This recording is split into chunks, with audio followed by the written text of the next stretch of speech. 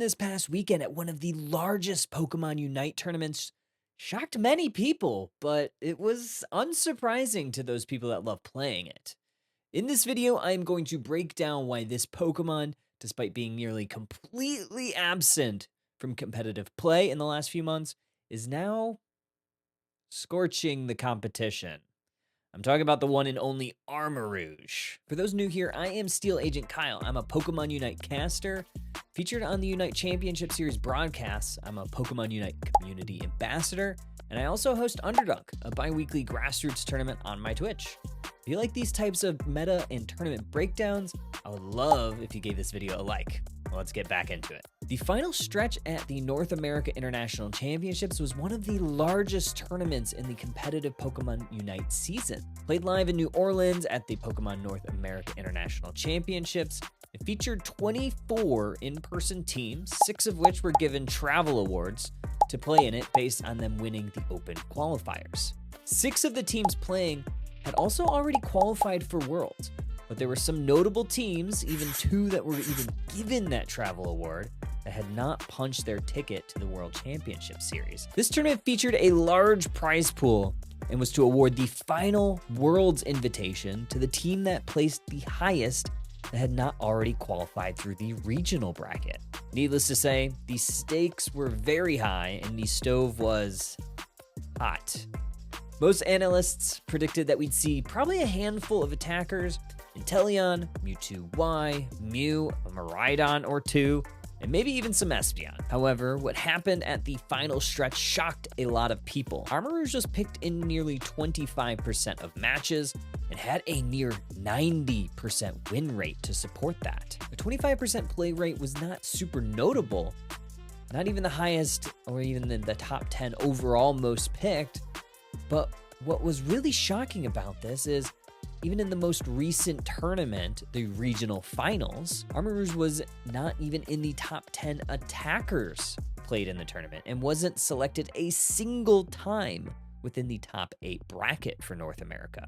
It started receiving a little bit of traction in a couple of grassroots tournaments leading up to the final stretch at NAIC, but nothing too major. You would think that with the spike in play and win rate that it must have received a buff to its kit recently. That is not the case. Armarouge has not had an update to its kit since December, when its Unite move Psychoboom was edited to allow it to just be moved during its cast. There was not even any sort of damage increase to it. Outside of that, it's essentially been untouched the entire Unite Championship Series season. So what was it that made this Pokemon so good? Why was it even earning a couple bans in this tournament? And with the 88% win rate, that made it the highest win rate Pokemon in the tournament, potentially of all time in one of these tournaments.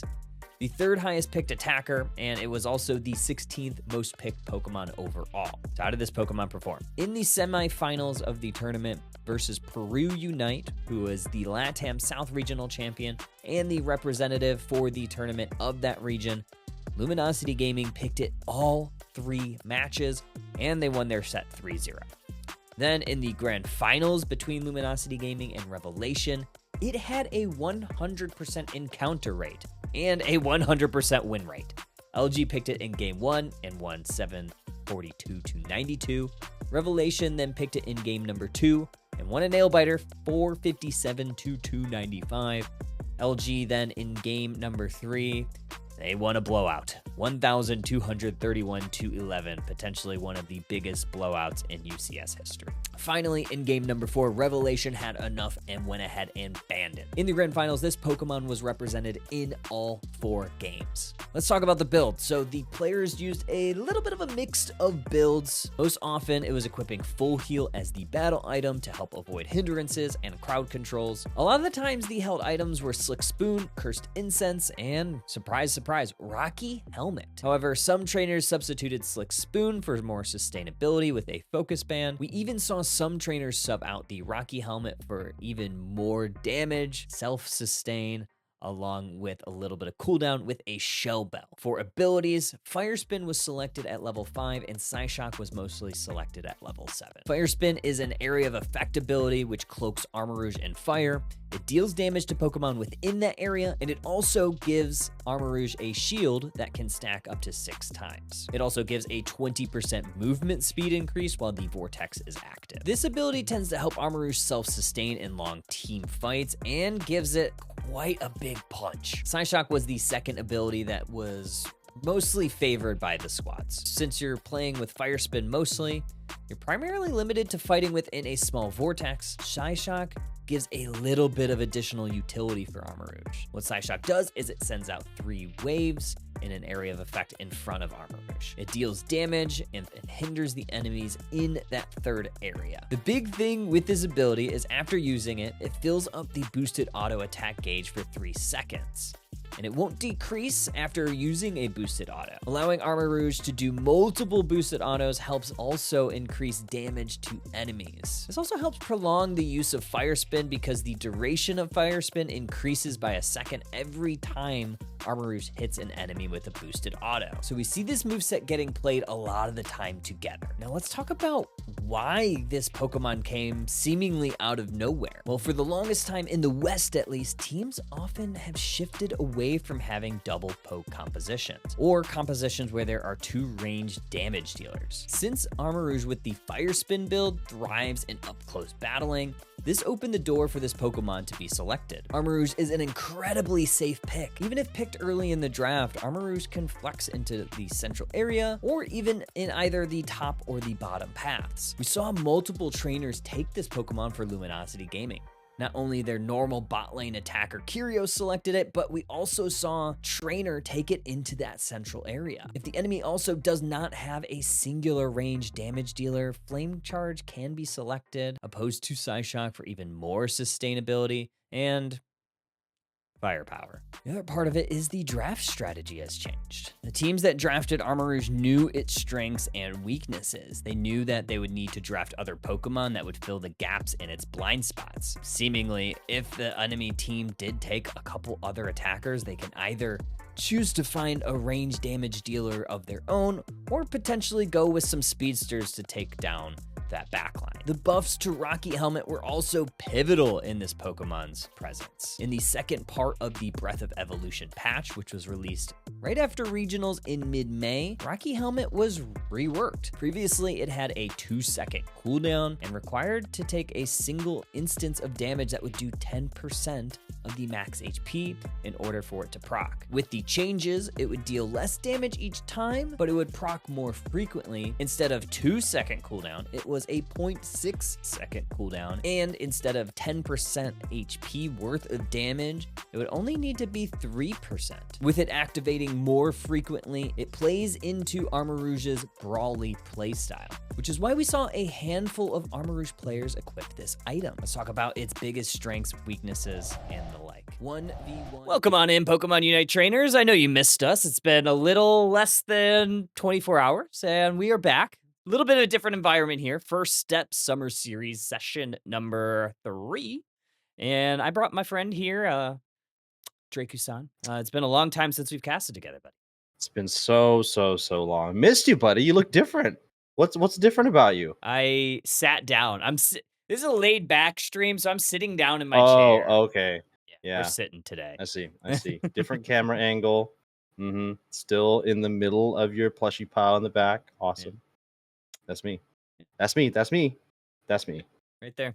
But we have a bunch of games today, so a little bit about what we got going on for everybody. This is our summer series session, and it is what we've been running the last month or so. It's been all individual signups, so players who are looking to gain a little bit more experience in a competitive environment. We're assigning them teams, and we have this fun little tournament for everybody to play in at the end of each session. And this is the 3rd iteration. We have the 4th iteration that is going to be starting very soon.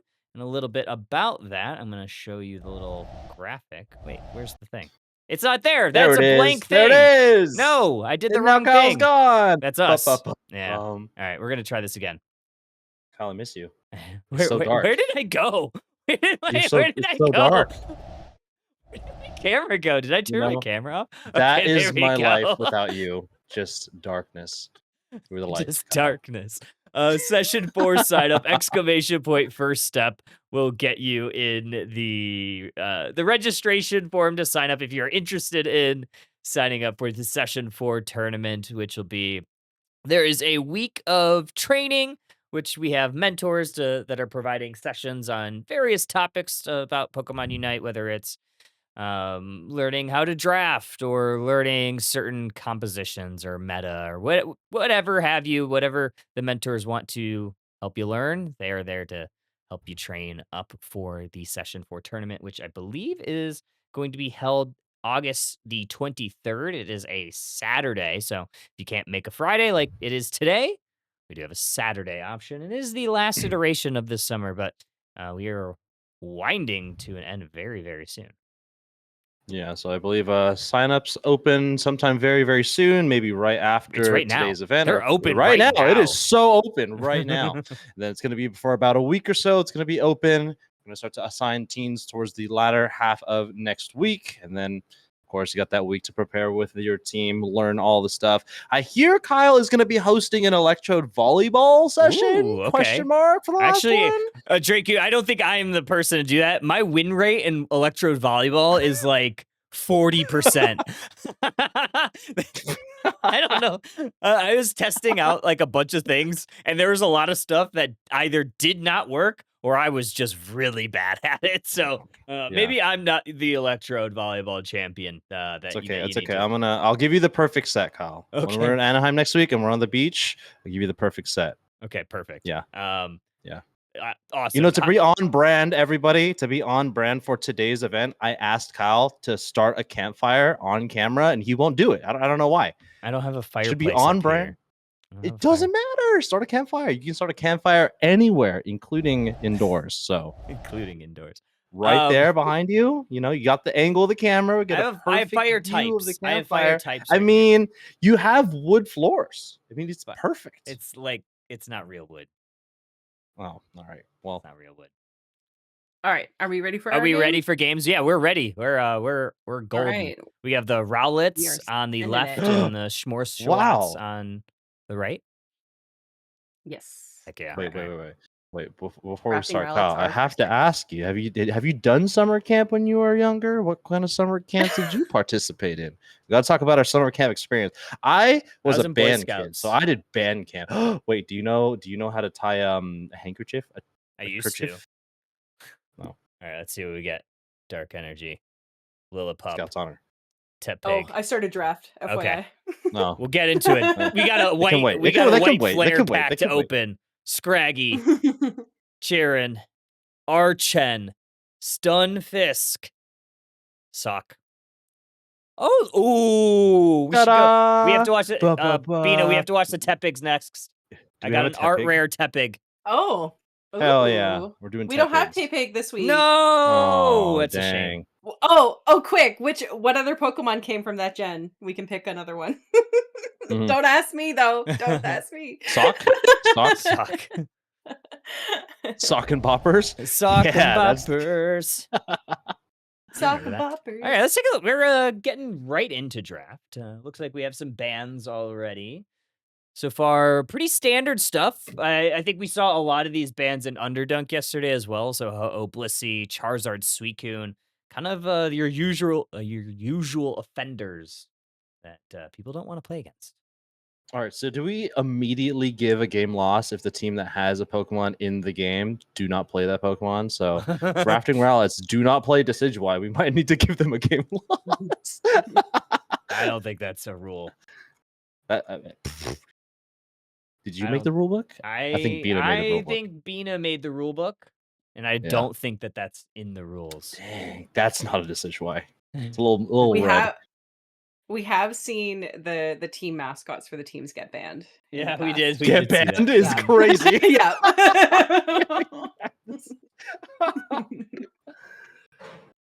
Yeah, good front to back composition for Smorschwats. They could really go anything with their last one. They can go double attacker, maybe put a speedster there for a rainbow comp.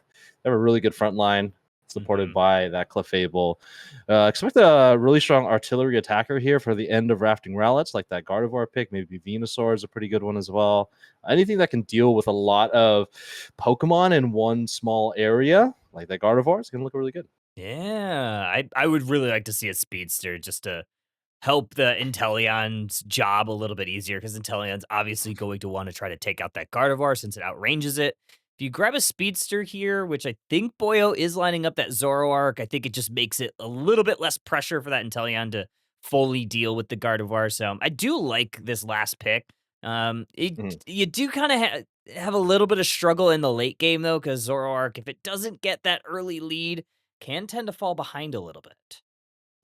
Yeah, a number of crowd controlling tools on the side of Rafting Rowlets as well. You got Buzzwole, everything it does has crowd control. Snorlax, got to watch out for Moonblast from the Gardevoir. Even Hoopa has a little bit of crowd control with Hyperspace Fury. Those the ability that's unlocked when it's in that Unite move. Of course, you have that Clefable, but do we have any cursed items? Yeah, we have 2 cursed items on the side of Rafting Rowlets. It's that little incense jar that the Hoopa and Gardevoir have.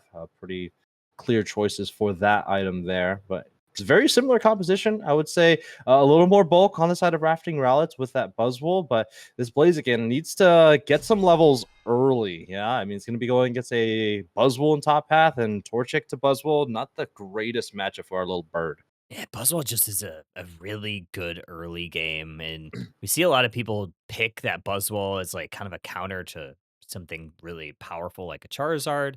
So Buzzwole is, like you said, good early game, and that is a Pokemon that doesn't do necessarily as well in the late game either. So that's kind of, I guess, one positive that you do have if you're Smorshwats with that Blaziken late game.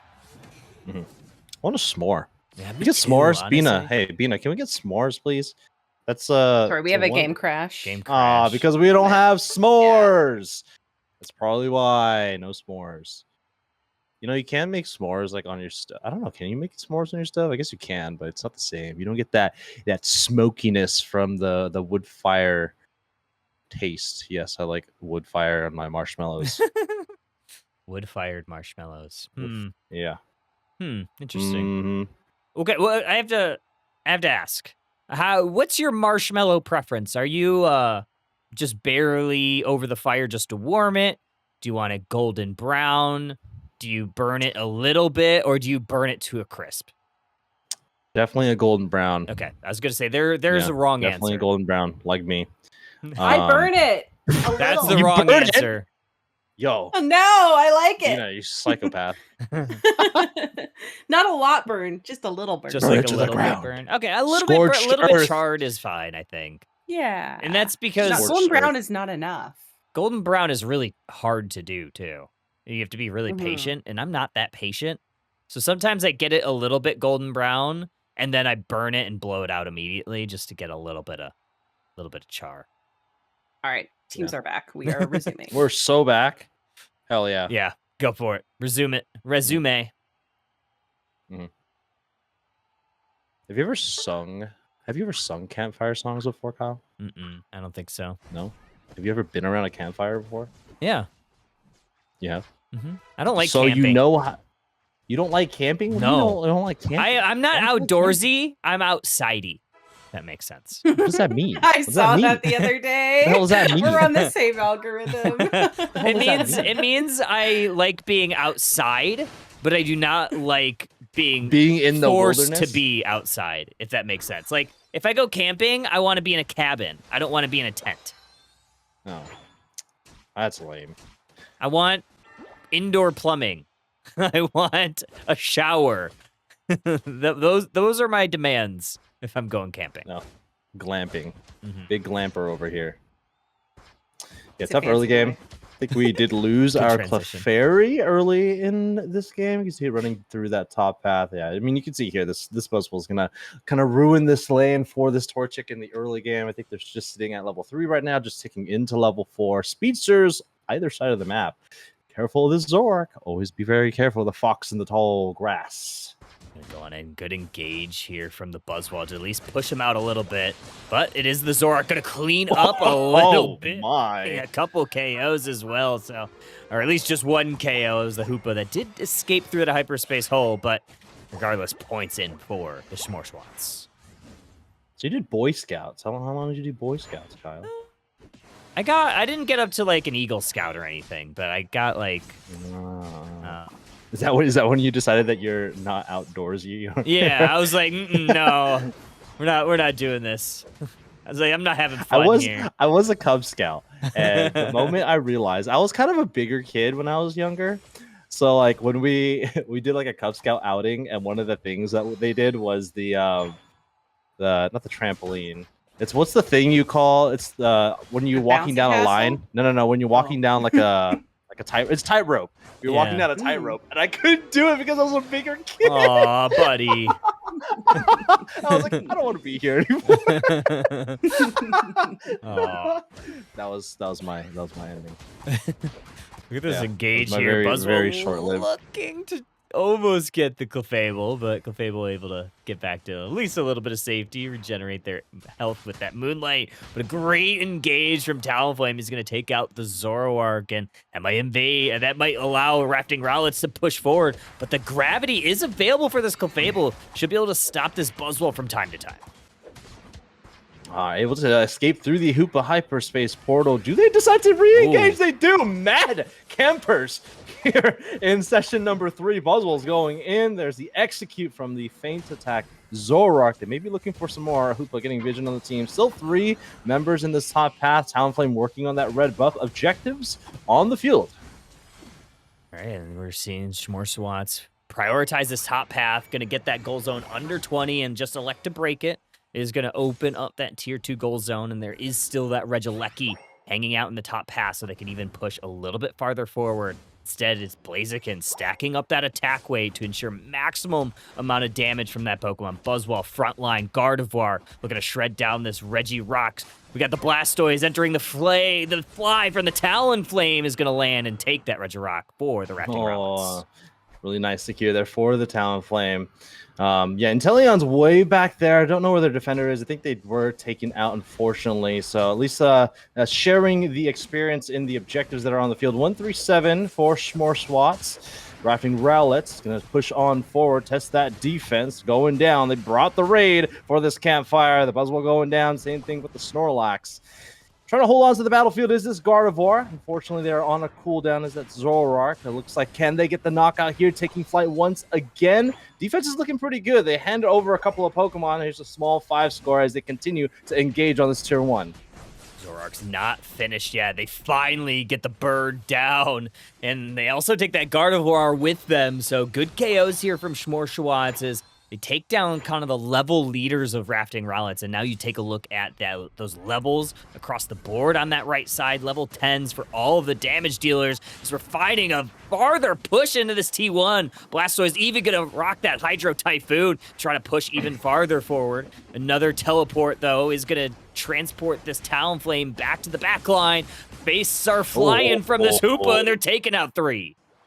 Oh, massive Unite move there for the Hoopa. Usually more used as supportive, but definitely a lot of crowd control with those Hoopa hyperspace fists. Now they're going to set up shop here in the tier 1 goal zone, break this one down, and set up that tent. That was a massive overcap, too. I think it was like 38 points in that T1 goal zone on the bottom side. So starting to level up that score deficit. 118, 154 as we're nearing that, or I guess past that halfway portion of this match. We do have 2 sets of objectives, one in each path. 8 seconds on the top path, 10 seconds in the bottom path. We do see teams starting to prioritize and maybe migrate to which fight they want to take. Zoroark's getting some vision, has found the Talonflame. I think they also do see the Buzzwole as they rotate top. Teams are dispersing. Center of the map here. Looks like Gardevoir is unfortunately going to be found on their own too far in the wilderness. Found a Fox in the tier 2 goal zone. Schmorswats prioritizing that Regieleki. Registeel going over to the Rafting Rowlets, and a fight looking to break out here with the tier 2 with this Regieleki. Look at this push. Do Blastoise frontline and grabbing some vision on exactly where everybody is set up. Damaged very heavily, forced to use their Unite move, mostly to just escape pretty unscathed there. We do see the Schmorswatch starting to migrate down to the bottom path. Snorlax holding the goal zone, throws at the block to ensure that they don't get stunned out by that Zoroark. A lot of damage flying. Power Nap right on the center goal zone, and that is going to allow reinforcements to emerge in the bottom path. No push here for Schmorswatz. Went into that Unite moves, that Inteleon. Fortunately, the binoculars had to be put away for that momentarily small push. Hoopa's going to stay on that tier 2 goal zone. About a minute and a half and kind of a quieter middle half of the game. 118, 187 as we head into the end game. We were talking about this Zoroark in terms of levels. 1v1 breaking out. Super Swole Slam. Here comes the full heal. And looks like they are able to get the KO. Small shield just to stay alive. They should be able to get that back before the final stretch, but a really interesting engagement there. Unfortunately for the Buzzwole, not able to get that knockout on the Fox. You got to be really happy with your Buzzwole right there, forcing them to use a very crucial portion of their kit just to stay alive. But we have a little bit of a fight there, and it's Blaziken coming out ahead, taking the KO on that Buzzwole, earning themselves that level 13. Focus Blast is going to prevent some scores from going in on the T2 goal zone. T1 goal zone, that is. Going to find 2 members, make it a 3-piece combo as the Schmorswats find exactly what they were looking for at the 230 mark. Yeah, beautiful Blaze Kick, by the way. Just putting them outside of the range for the Hoopa Hyperspace Portal, getting the KO on, I think it was the Talonflame and also the Hoopa as well. Really good push, gives them a lot of experience, almost level 14. So as we head into the final stretch, 187, 158, potentially a Regieleki, and a chance to score on the tier 2, and I believe they also have the level lead as well. Buzzwole trying to break this one up, Inteleon with the secure. They are going to go down by themselves, though. Oh no, Buzzwole. Very long timer, but the Hoopa bringing the team in. Rings are unbound. It's a full-out rip of Rayquaza that's already at half. Blaziken looking to get in with an eject button lining up and overheat. Might be a little bit early. There's the Gardevoir Unite. Snipe shot, though, is reigning true for Jay Curry. Yeah, really nice patience there for Jakuri as they continue to push on forward. Lots of members for the Rafting Rowlet still on the battlefield. As soon as I say that, they find the binoculars once again and the vision on the field. Inteleon's going to score in the tier 1. Blaziken is going to set up his tent on the tier 2. And Blastoise fishing on tier 3.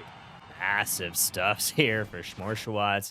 I thought for sure the Rafting Rowlets were ready to go, but a lot of secure tools. I think that the Gardevoir Unite move was perfectly placed, but they did not account for the Inteleon. Needed someone to maybe go in and try to body block a snipe shot. They just did not have the bodies there in time.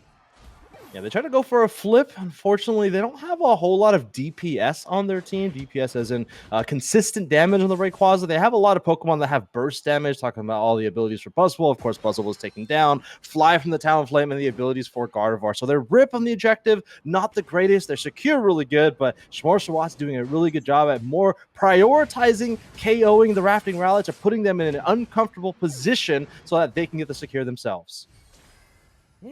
617, 158, 30 seconds left.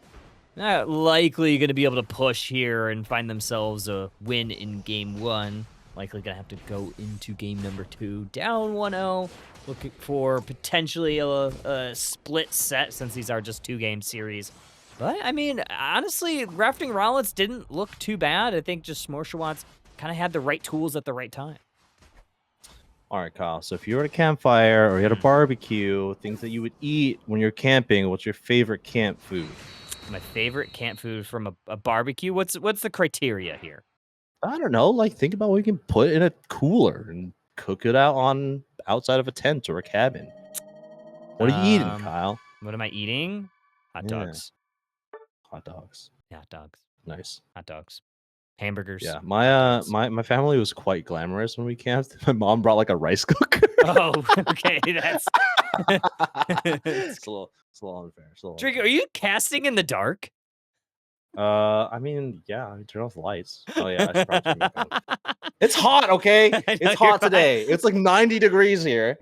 First of all, I'm looking. I have like the preview on for like when I need to switch to the thing. And it's just like it's black. I'm like, oh. I'm in the cave. The camp is now in the cave. We have found a cave. Huge. Okay. These numbers, nothing too insane across the board. Boy, 83K leading the charge for Schmorswats on that Zoroark. I think everybody, all your damage dealers for Schmorschwatz ended up taking less damage than they dished, which is usually a recipe for success. These are all 2-game series, by the way. So we're going to be seeing these two for at least one more, or at most one more game before we switch on to our next set. You're clear, Bina. Moving on away. Merci. Heck yeah, you're so clear. So clear. Clear as day. Clear like my skin. Let's go. Nice. Nice. And then are we having them switch sides? Yeah. Okay. Yep. I'm very much enjoying listening to you two say Schmorschwatz. It's it's a lot harder than I originally thought was gonna. Schmorschwatz. Schmorschwatz. Okay, there's no H in s'more. Schmorschwatz. I know. S'more? I can't do it. Schwatz. Can't do it. S'morschwatz. Schmore. Schmore. I always called them Schmores. Wait, Bina, all these names are from you, right? You're just like Yes. you're just sitting on your computer like, all right, camp names. What do we got? What do we got? S'morschwatz. S'morschwatz. Schmorschwatz is my personal favorite team name. You did a doodle of it too. I did a doodle. I'm learning A doodle. Nice. A doodle. It's really good. It was Rafty? very fun. I'm posting that one on the Twitter next. Oh no. Okay, and I will. It's my first drawing. Yeah. I don't know what I think if we have some downtime, we'll just do a session of me and Kyle just drawing these Pokemon team names on like Microsoft Paint or something. Rex already did that for us. You should see them all. Oh yeah? Yeah. All right, teams are ready. We're gonna start. Teams are starting. Wait, I have a painting of a Rowlet. You want to see? I do. It was like the first time I painted it. Yes, ready? Oh, that's cute. It's very cute. It's like a baby. It's like his eyes are kind of like. Yeah, he's seen some stuff. Dude, he's seen some heading stuff. into draft. Yeah. Into draft. Very into cute. draft. Into draft. All right, if they don't draft a Decidueye, I'm gonna not do anything. But S'morschwatz. Schmorschwatz. Purple team. Purple. Schwartz. Ooh, what kind of chocolate do we use? We just use the classic Hershey's milk chocolate. No. Dark. No. You use a Reese's cup. What? Ew, dark what is wrong with chocolate, you? no. What do you mean? What is Dark wrong with chocolate? me? I'm an inventor. Dude, the classic milk Hershey's chocolate. Dark. What's up with that? Dark chocolate. I am a fan of milk dark. chocolate for a lot of things. Yeah. But I do like a good dark. Like I like variety. Okay, here's the deal. I like variety. I don't like to be pinned down by one singular chocolate. I want to have my options open. So sometimes Okay, we're talking about in a s'more, okay? We're not talking about your general opinion of chocolate. I mean, I like dark chocolate if I'm eating it like by itself. I like having variety. Give me one s'more with the Reese's, one s'more with milk, one s'more with the Kit Kat. Like there's like open your eyes, bougie people over here. I'm talking about what do you prioritize? You know, like if you had one choice of chocolate, this guy. I bet this guy likes Reese's Pieces too. Lizard. Like you like Reese's Pieces too? I do. I love them. Reese's. Oh my god. Do you not? That's a nut. I mean, it's not my first choice of. I will eat anything Reese's. Chocolate. I will eat anything Reese's. Yeah? Yes. What about Reese Witherspoon? He's married. Yeah. That's not Reese's. I'm talking about peanut butter, you fiend. What are you doing? Billowing Oak. Draft. We're drafting. Chosen. Draft. We do get a Ho-Oh for the first time tonight. We get an Alchemy. I'm excited. Yeah. I've been dabbling, maybe dolloping with some of the other builds of Alchemy. Obviously, like dolloping. Yeah, I know, bad, right? Yeah. I obviously like the Decorate Dazzling Gleam was like the build for the longest time, but I've been enjoying some of the others. I've been enjoying Sweet Scent quite a bit. I've enjoyed the Recover. It seems like you can mix and match a lot of these abilities Mhm. depending on what the enemies are running.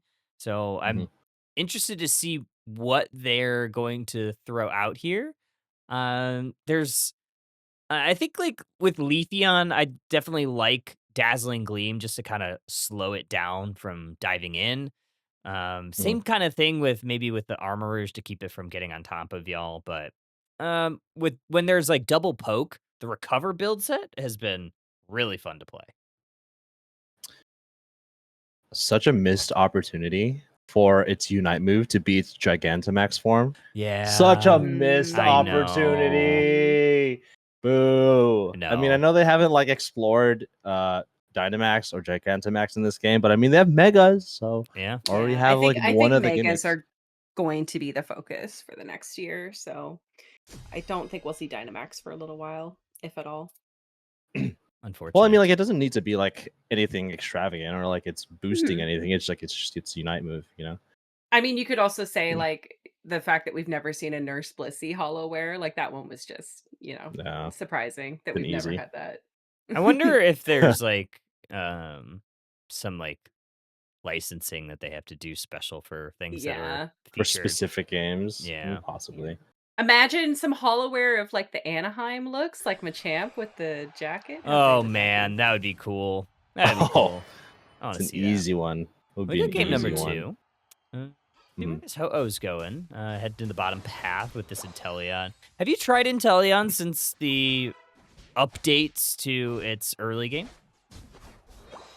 I haven't in particular. I don't play in stacks very often, and I feel like, especially early game, because you only have one stack, you have to be really picky Yeah. with using that stack. Of course, you want to get the last hit on things with that critically hitting stack, but it also means you're auto attacking without the stacks, so it takes forever.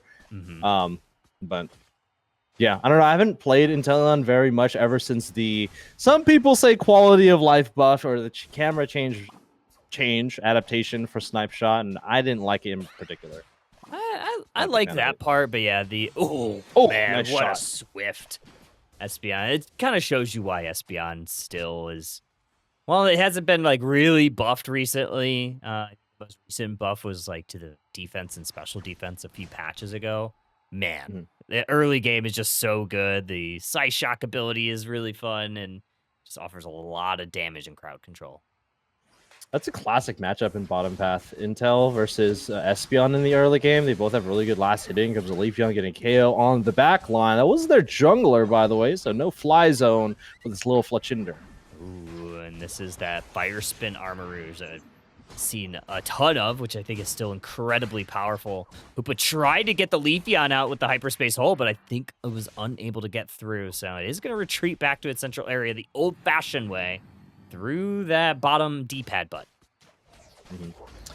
Talonflame sitting at level 5, wanting to get to level 7 to get that stage 3 evolution. You also have a Ho-Oh here. By the way, they did release the new art for Pokemon Oh, Pocket for yeah? this Ho-Oh. Looks pretty good. It does look pretty good. I still have yet to pull that, so I need to start ripping some packs, honestly. Ooh, nice Psyshock there. Is going to take a couple, Oh, but I yeah, believe it was ton. Smorshawats that grabbed the last one. But it is the Leafeon grabbing the last laugh, taking out that Fletchinder, level 6 still now. Looking for a little bit of a push on this T1 goal zone. Leafeon has this Drizzile set in its sight, but it's able to get that Fell Stinger on that back wall. Armarouge frontlining, trying to keep them at bay. Uh-oh, trying to do their best to keep this goal zone up, but it is all for naught. T1 goal zone down. Yeah, Espeon getting a really high value KO on that Fletchinder. I know it was like 30 seconds ago, but it's a pretty difficult ability to hit at the confluence of all of those psychic, I guess, wisps coming together. If you're able to hit that, you of course do more damage, but you also get a small stun as well. And hitting a Talonflame is not the easiest thing to do. Talonflame on the field, Brave Bird into the pileup. Looks like a knockout there. Alcremie unfortunately getting creamed. In the basement path, we are going to see a basement Reggie. It's going to be a Reggie Rock, immediate damage from the entirety of Rafting Rowlets, pushing forward, able to secure that for themselves. It does look like the Ho-Oh is trying to grab some vision, but you get caught in a blender, and Hoopa's going to send them to the top path. Trying to push on the tier 1 goal zone. Here comes the rest of the team through that Hoopa hyperspace portal. Leafeon pushing on forward, getting the Alchemy once again. Serena the next to fall. KO streak of 2 for this Armor Rouge. Leafeon getting really deep. Is going to be able to make it back to the right side of the field. 19 points going in, followed by another 30. Perfect math, down to 1. Snipe Shot connects on this Armor Rouge. This is a Fire Spin Flame Charge, so no Psyshock ability there. Oh. Getting taken down by that boosted auto, and Teleon gets a KO on that level 9 Armor Rouge. Now this is going to be a little bit of push. Counter push. Espeon's going to be forced to use their Unite move. Blows up the Inteleon. Huge KO to put any thought of a push out of the minds of the Smorshawats. I'll call an ambulance, but not for me. He's able to get that Psyshock, the Psy Beam, followed by that boosted auto to get the knockout on the Inteleon as they were pushing on forward. Serena going for a 1v1 into the Regieleki, but here comes the rest of the team. Razor Leafs placed down, retracted, and secured. Is the Regieleki, a 6-player push, that Regieleki being one of them. It's brought down to 1. Can they break this really quickly? I mean, I don't know if they want to place down that Alchemy. It's going to give them an opportunity to break it. Someone's calling, and it might be this Regieleki as they continue on forward. Regieleki now knocking at the door of this T2 goal zone as they're able to break it before the T1 goal zone was able to get broken by the Regieleki. But good response here from Smorshawats as they're going to try to find a KO. They do get that Armor Rouge, and yes, Slowbro going to have to retreat all the way back to base. As they start to disperse in the fray, 126, 179. All goals on still up for the Rafting Rowlets. It's not an insurmountable lead. Levels don't look terrible. Leafeon up by 1, level 11. Going to use that Unite move to bring everyone down to the bottom path. They kind of already do have everyone. Leafeon's going to stay hovering over the tier 2, getting vision of potentially anybody scoring there. They will get vision on the Talonflame. Potentially a 1v1. Razor Leaf being placed down. Bravebird to escape. And Smorshawats kind of in an interesting predicament here. Don't know if they want to push on the tier 2, or sorry, the tier 1 in the bottom path, but now they're starting to pivot up towards the central area birds that are starting to spawn. Just trying to find a way to slow down this Hoopa because it is the Rafting Rowlets that have full control of the map. They both have both of their T1 goal zones up, and no T1 goal zone for the Smorshawats. And look at this, Emerald 2-step. Look at to take out the Serena they do. Now they have their eye sets on the Alchemy, unable to get it. Good Brave Bird from Talonflame is going to force Leafeon back to that T1 goal zone. We have the front line from this Armor Rouge almost able to hunt down the Inteleon, but a flame sweep directly into the Armor Rouge, and they still go down. Those flame charges were doing extra work, but Inteleon able to close the job, but it took 4 members of Smorshawats to do so. Yeah, I mean, Talonflame looking like Icarus flying directly into the sun and knocking themselves out. Look at this wall that Rafting Rowlets has put up. Slowbro doing a very good job holding the line, but no one taking down the Regieleki. A second engagement here. Looks like the Leafeon's going to take this Emerald, not the Emerald, but the Queenly Ascendant, and the response KO by the Serena is too great.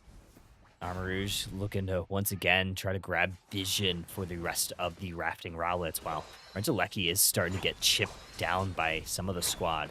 Gonna fire spin right into the Ho-Oh, trying to retreat now. Snipe shot gonna connect on the Slowbro into the bravest of birds, and another snipe shot is gonna send 2 members of the Rowlets back to the Pokemon Center. Now this is their time to shine. Another Brave Bird into the front line, looking to hunt down this Espeon. They do find him. Here's another flame sweep, but it is mostly just to escape.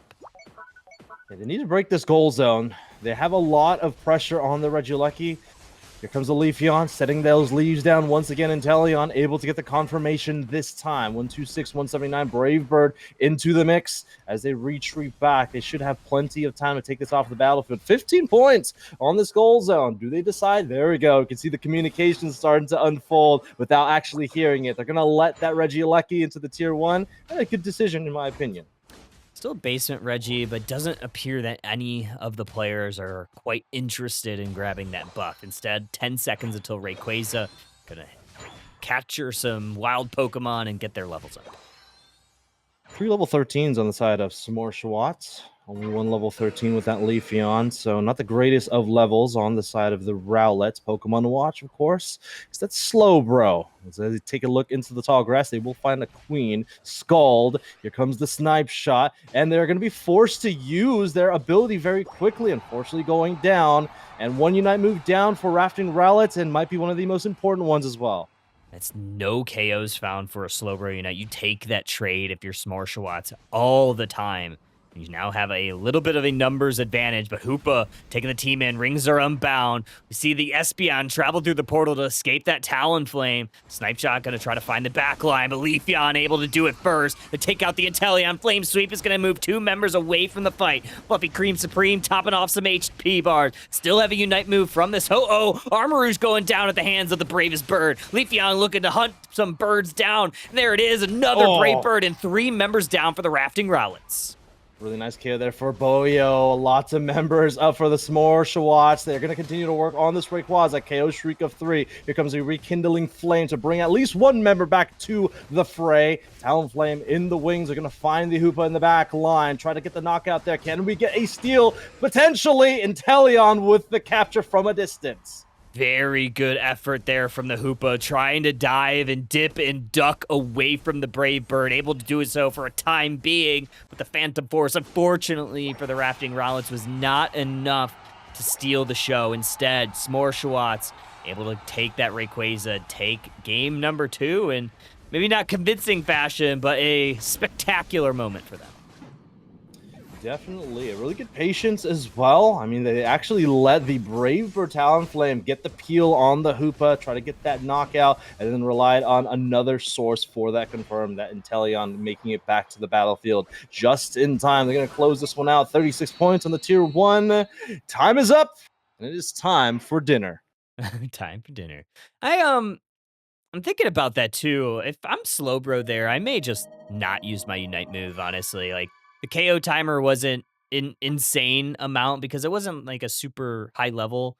So you could just try to play it a little bit patient, and it didn't seem like I mean, I feel like if they still had it in that refight, it could have potentially been utilized on something like the Talonflame or even the Ho-Oh before they rezzed some Pokemon. And yeah, just kind of unfortunate play there. They were trying to grab some vision for their squad, and they found the Pokemon. There's just no real follow-up. Yeah, they took 2 snipe shots to both the knees there for Fenlong. They got KO'd, I think, while they had their slow beam active on Kiru, their Serena. But nonetheless, a very valiant effort by the Rafting Rowlets. I will shed a quiet tear and still wear my Rowlet hat, though. Who? Yeah. Do you have any marshmallows? I actually might have some marshmallows. I wish I had some marshmallow. That's some hot chocolate, but it's also like 90 degrees. Do it for the bit. Do it for the bit. Do it for the bit. Do you have it? Do I have hot chocolate? I do have hot chocolate. I am not going to boil water. I am boiling myself. I'm dark. All right. Well, we don't have a campfire, so where's your TV with your clear? Where's my my Yule log? Your Yule log. Wait, I'll just here. I'll pretend I'm like at a campfire. I'll just like turn this like super red. Perfect. See, there's a fire over there. Oh, look! Oh, and above me. That's pretty. Yeah, and above me. Very warm lighting. Very warm lighting. Yeah, very warm. All right, now that I have this, you have to tell a scary story, Kyle. You have to tell a scary story. Scary campfire story. Once upon a time, Thea Sky Ruins. One time in the Thea Sky Ruins, we were in draft. Wait. Can you tell us the soundboard that Lordy loves to use? Where you're like, no. What's that story? That could be your scary story. Oh, that was the Comfey that didn't equip XP share. It did not equip XP share, and it attached to me the entire game. As I think I was an Inteleon. Like, I don't think I need you, big dog. Like, I'm staying away from the fight. And it just followed me around. Once upon a time, I was on Thea Sky Ruins. Bright as day, sun in the sky. 10 players on the battlefield playing Inteleon. Just a normal day, just playing some games. And on my team there was a parasite. Ba, ba, ba. This parasite was a Comfey. Normally, a symbiotic, mutualistic relationship, but normally with a very critical item this Pokemon should have. It's an EXP share. This Comfey did not have an EXP share. Ooh. I don't know how this ends because I I don't wasn't know. there, but this is your story. I think we ended up guys. winning actually, so it's like fine, I guess. Damn it. Sometimes like that all that kind of stuff happens, and I'm like, I get mad that we win. I'm like, I hate that we won with no XP share Comfey. Or there's a couple days last week where it's like, someone tries to secure Rayquaza with Decidueye Unite move instead of a Spirit Shackle. Hell And it works yeah. out. I'm like, no, like I need you to be punished. We don't deserve this. Like you have a better tool, I promise you. Like that's Use lucky. Razor Leaf, actually. Use Razor Leaf. Razor Leaf. Before we get into a break, do want to go ahead and do our first drawing of the day. What are we drawing? Yes. Not that So kind of down. drawing. Not like Aww. drawing. It's more of like drawing, like the drawing, because we do have a few licenses to give out. That didn't elaborate more. You know, like I did a thing where I mimed it, but clearly it didn't have any impact because the camera's not on the screen anymore. So I was like pulling, like I was faking, like I was pulling something out of a hat. We're drawing names. We're drawing names out of a hat, but it's a wheel instead. That's my story. I'm sticking to it. We have a couple of licenses to give it. We have 5 Latios licenses and 5 coin packs that we are giving away to our participants for session 3. So any of the players are eligible, as well as the mentors that opted in. So that is what we are doing today. Do the first one. Let me make sure that I'm documenting I think this. Kyle put his name into the hat. I already got my I already got my That's Latios crazy. license. That's crazy to add your own name, and not only once but 4 different times. That's crazy. I'm gonna kick Draku out of this call. Yeah. Latios session 3. All right. Latios coins. All right. Draku, Latios. should we draw a name for, we're gonna do one of each. Should we do the name or the Latios first? Or should we do the coin pack first? I think we do the Latios first. Latios first? Okay. Do the Latios first. All right, I need to also make sure that this is like, okay, not like making everybody's ears bleed. Drum roll. Aurora Veil gets a Latios. Alrighty. Aurora Veil. Aurora Veil. Yeah. Lamb. Alrighty, sick. Congratulations, Aurora Veil. Small goat. And the next person is going to win a Aeos Coins pack. I think it's like 4,000 actual coins. money. I think it's like 4,000 Kyle is giving somebody 4,000. Is it Hermits? Is it Slugger? It's crazy. Slugger, Carl. Slugger! Let's go! Slugger, I hardly know her. Yeah, you can buy another Slowbro with that. You can buy another. Slugger hates Slowbro. All right, well, congrats to the teams, the players, everybody. We're gonna take a quick break, and we're gonna get the next round set up, and we'll be right back, folks. So don't go too far or whatever. You know, don't. I love you. Don't. Bye. Pick just rewrote the meta. It stole the show from the usual S-tier attacker picks. What happened this past weekend at one of the largest Pokémon Unite tournaments shocked many people, but it was unsurprising to those people that love playing it.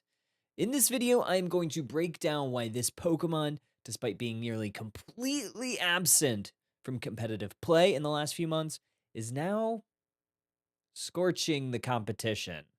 I'm talking about the one and only Armor Rouge. For those new here, I am Steel Agent Kyle. I'm a Pokémon Unite caster. Featured on the Unite Championship Series broadcasts, I'm a Pokémon Unite community ambassador, and I also host Underdunk, a bi-weekly grassroots tournament on my Twitch. If you like these types of meta and tournament breakdowns, I would love if you gave this video a like. Let's get back into it. The final stretch at the North America International Championships was one of the largest tournaments in the competitive Pokémon Unite season. Played live in New Orleans at the Pokémon North America International Championships, it featured 24 in-person teams, 6 of which were given travel awards to play in it based on them winning the open qualifiers.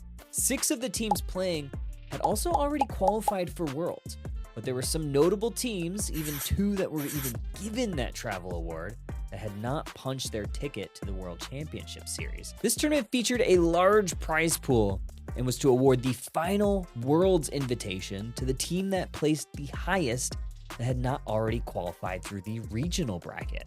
Needless to say, the stakes were very high and the stove was hot.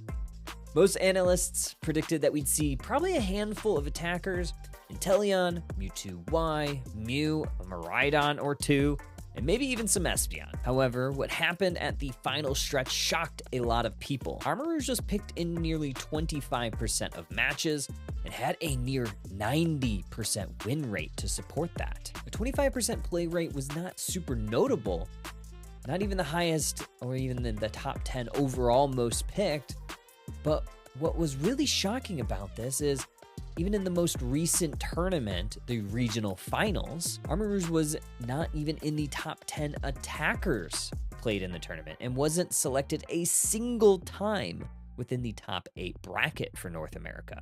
It started receiving a little bit of traction in a couple of grassroots tournaments leading up to the final stretch at NAIC, but nothing too major. You would think that with the spike in play and win rate that it must have received a buff to its kit recently. That is not the case. Armor Rouge has not had an update to its kit since December, when its Unite move Psychoboom was edited to allow it to just be moved during its cast. There was not even any sort of damage increase to it. Outside of that, it's essentially been untouched the entire Unite Championship Series season. So what was it that made this Pokemon so good? Why was it even earning a couple bans in this tournament? And with the 88% win rate, that made it the highest win rate Pokemon in the tournament, potentially of all time in one of these tournaments. The 3rd highest picked attacker, and it was also the 16th. All right, welcome back, trainers. Dracu's gone. I have kicked him off. A frisbee. He's getting a frisbee. He's yelling at me. He's getting a frisbee because... Is it a real... Oh, look, that's actually kind of a sweet frisbee. Is it a ultimate frisbee? Frisbee? It is a frisbee to be used in ultimate frisbee. That's right. You're an ultimate frisbee believer. Yeah. Frisbee Chad. You must cast the entire match with the frisbee in your mouth. In mouth. There you go. In mouth. Mhm. I'll give a second. Or balance one. on your head. I'll make a compromise. Do it. Well, I'll just do this. I'll just do this for the entire time. Do it. Yeah. It's actually I don't know if impressive. he's watching. Do you frisbee golf, disc golf? No, I mean I've tried it once. They're very different. Like It's very the frisbees used in frisbee golf are a lot smaller. They're like I would say like a quarter of the size of this. And kind of like regular golf, there are different sizes and different weights to mimic like putting or drivers. I think Are they're you called the same mansplaining too. frisbee golf to me? Yeah. We Yeah. are heading into draft. Is that the draft? Have you played frisbee golf? Yeah, I played it for like a long time. Oh yeah? Yeah. Yeah, let's see it right now. Let's see I your have drive my right now. discs in my garage. Go get them. Go I get have to them. find them. Go get them. I'll hold the fort here. All right. The pillow fort. 2 big turtwigs on your right side. Wait, Coco. Tubers. Frisbee. The tubers. I don't know if everybody saw it, but we did post on our Twitter. The one of our community members drew the tubing turtwig, and it was very cute. So Wait. Turtwig guy is not on the tubing turtwigs. Are you joking? yeah, You can blame me for that one. yeah. Honestly, Bina, if there's any errors that we have, that is Come definitely on. one of them. There's no I gotta way. check. Let me see here. What was his? Oh god, and yeah, I think even his Discord ID had It is. Turtwig in it. Yeah. Bruh. If you don't put Turtwig guy on the Turtwigs next session, we Please riot. sign Such up. a bright Next session, I'll put you in the Turtwigs. I will make this right. All right, I'm taking a peek at what we got going on. First pick Umbreon. And look at the bands, almost identical to what we saw in the previous match, with the exception of a Ho-Oh getting up in that band slot instead of the Clefable. Yeah, these are probably the most commonly banned Pokemon, both in ranked and probably in competitive, that we're going to be seeing next week. We may see some target bans next week because we're going to be seeing some of the best players in the world playing their aces on land. This is a pretty early pick for this Zoroark. You typically see this towards the end of. Did you see that Dragonite flicker really quickly on the right side? That was kind of cool. Just grabbed my attention. Yeah. Uh-oh. Uh-oh, what? Uh-oh. Uh-ohs. Bina said, You might have to oh. Whoa! remake draft. We're so back, baby. Let's go. Let's pick Latias. Does Latias have all the same moves? It's illegal. It has Dragon Cheer and Dragon Cheer? That's an yeah. ability? That's like one where you like can teleport. I'm really excited to play it actually. As Mist Ball. Teleport? Yeah, it's like, so like you use it once to shield, and then like if you use it a second time, like you tap it a second time, it'll teleport you to that teammate. Oh, so it's kind of like coaching. Yeah, it's essentially a different type of coaching. Yeah, Nice. but it's really fun. It looks fun, at least. I'm excited to play it, test it out. I am giving away a Latias license courtesy of Pokemon, so big shout out to Pokemon. Can I have it? Can I have it? Can I have it? And you got one, didn't you? Can I have it to give away two instead of just one? Follow my Twitter and Sorry, I'm do gonna the mess up the reposting. stream. I have to grab a picture. All good. Moment. Sorry, All good, guys.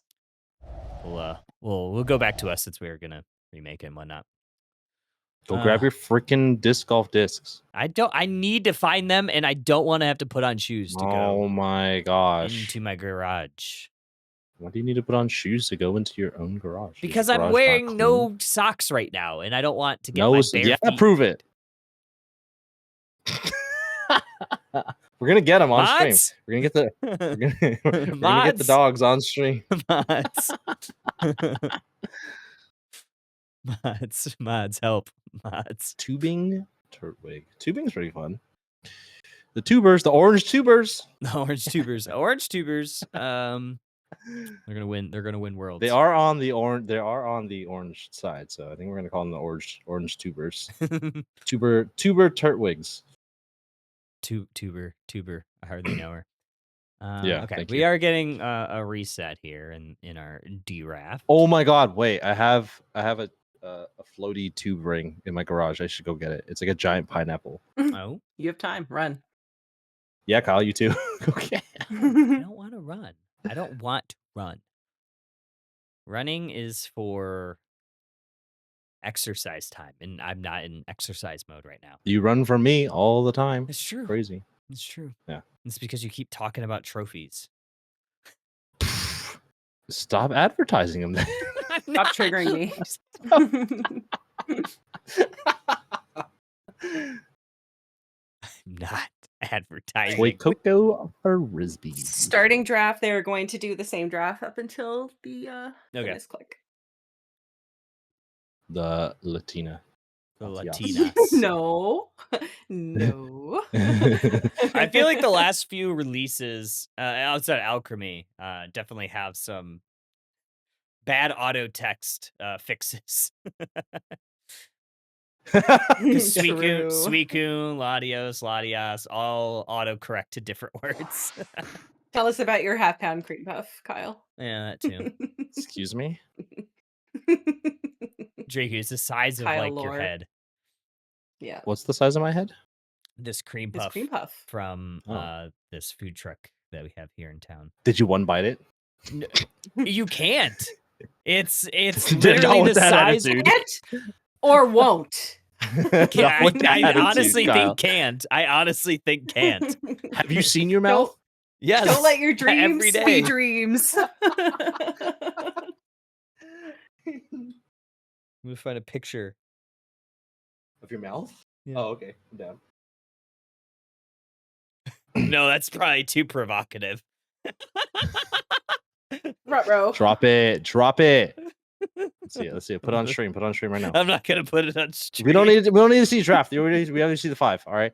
Or we see the 10 already. Just go back to cam so we can look at it. I'm not gonna put that on stream. Or better yet, just put your cam right in the box in the middle there. Yeah, just put your cam on Thea Sky Ruins. No. Okay, so we have the Eldegoss instead of the Latios. Or What did you Latias. send me? Dang, this is it is kind of provocative, chat. Let's not send this. Hey, so I'm gonna drop the Cash App if anyone wants to see this picture. Send me somebody.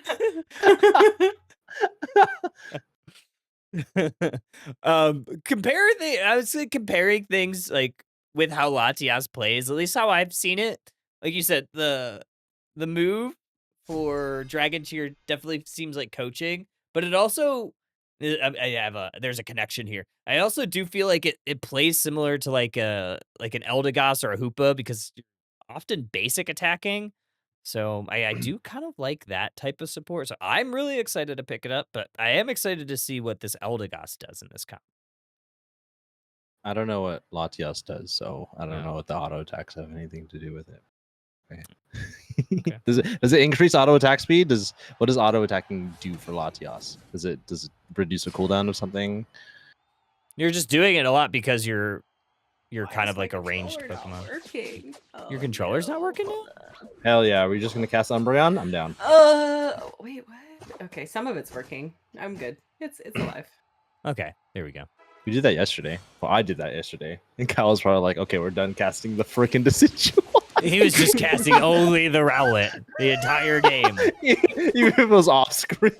He was off Well, screen. we did go to Ho-Oh Shadow Realm yesterday. So Yeah, I do like it that is Shadow what it Realm. is. Oh, I really Shadow hope that doesn't happen at Worlds. I really hope. I hope Ho-Oh? it does. Oh, fair. Honestly, Ho-Oh fair. Shadow Realm? What is It's been Ho-Oh affecting Shadow me Realm? for months and no one's fixed it. So You- I you haven't want it to seen that happen bug, at Draco? Worlds. No. Like, is it a spectate bug or what is Yeah, it? it's a I don't know what that is. spectate bug. Yeah. Essentially, like if it doesn't like it'll pause loading in like Mhm. after final preps, and one Pokemon won't load, and it just is stuck. But like the game goes on. Just Yeah. the spectate does it, and essentially when you Oh. reboot it, you're in the Shadow Realm, so it looks like your controller hasn't been touched, so it's like tinted dark, and then you can only be on that Pokemon that didn't load, so you can't move anything. Yeah, it's a whole thing. It's almost like how Oh, would you man. almost like the observer is like in a dead state I see. for the I see. entire game.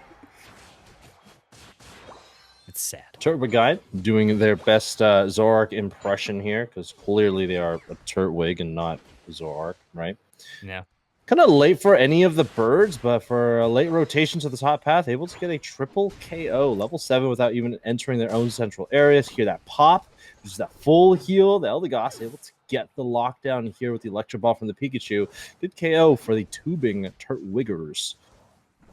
Ready, 8-minute Altaria family. Electro Ball gonna clear out at least the small ones. Big one, I believe, got gobbled up by that Umbreon. Putting a mean look, a couple of Pokemon, but no, the Cinderace just finds enough damage to keep them alive. Glaceon able to take out the Eldegoss. Also, the Cinderace locked it on with those Glacial Spears. 75-0, early lead for Fuecoco Frisbees. They are throwing those Is there any Pokemon throws Frisbees? I don't think there are. That'd be kind of cool. Can I throw discs? Well, I guess like... I don't think so. I don't know. I have to think about it. Maybe Greninja, kind of. They're not Yeah, really I discs. guess but- shurikens, yeah. They're kind of like Yeah, discs. You look at the Umbreon's going to place the bubble and take a nap and an even longer sleep. Blaze kick on to the Lapras, standing the knockout there. Glaceon going to set the stage just outside the tier 1 goal zone. Not a whole lot of value there. And fight's going to disperse. Both teams are going to see both objectives on the field, and highly prioritizing this bottom path are both of them. 7-minute objectives. In the top path, though, Machoke able to take out that Mimikyu 1v1. Means they're going to look to get that attack weight stacked up in the top path. Glaceon in the bottom path going to immediately put some damage onto this Registeel. Zoroark going to find the backline, take out the Pikachu, take out the Eldegoss, looking to take down the Snorlax next. But we have a nice little play here from the Snorlax to get a berry, stay upright for the time being. Cinderace hitting their A button, finding a KO, and now they're moving down towards this Registeel a little bit late on the Unite move, but Glaceon does take the Registeel away. Yeah, really nice A press there from Demo. Perfect opportunity to also press that B button, but unfortunately not able to get the confirmation as the Glaceon able to steal that one for the team. At least some experience going over to Fuecoco Frisbees as they get the desk here, and they're going to try to take it to a goal zone. Tier 2 on the way. 126 all, so an even score between these two squads. Regieleki walking towards that T2 goal zone. Going to be monitored by that Snorlax Eldegoss to try to rip it down, while Fuecoco Frisbee migrating down to the bottom path. Champ waiting in the tall grass, looking for an engage. Shadow Sneak misses the mark.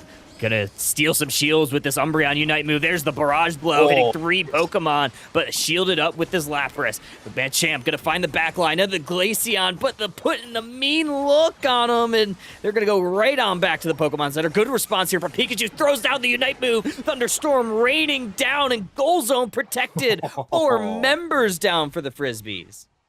Clapping down the Thunder, Pikachu, massive amount of damage. Also, all the cooldowns get reduced as well, as most attackers do in their Unite moves. Not only are they bringing down Lightning, they're bringing down the Thunder balls as well, as they get a KO streak of 3.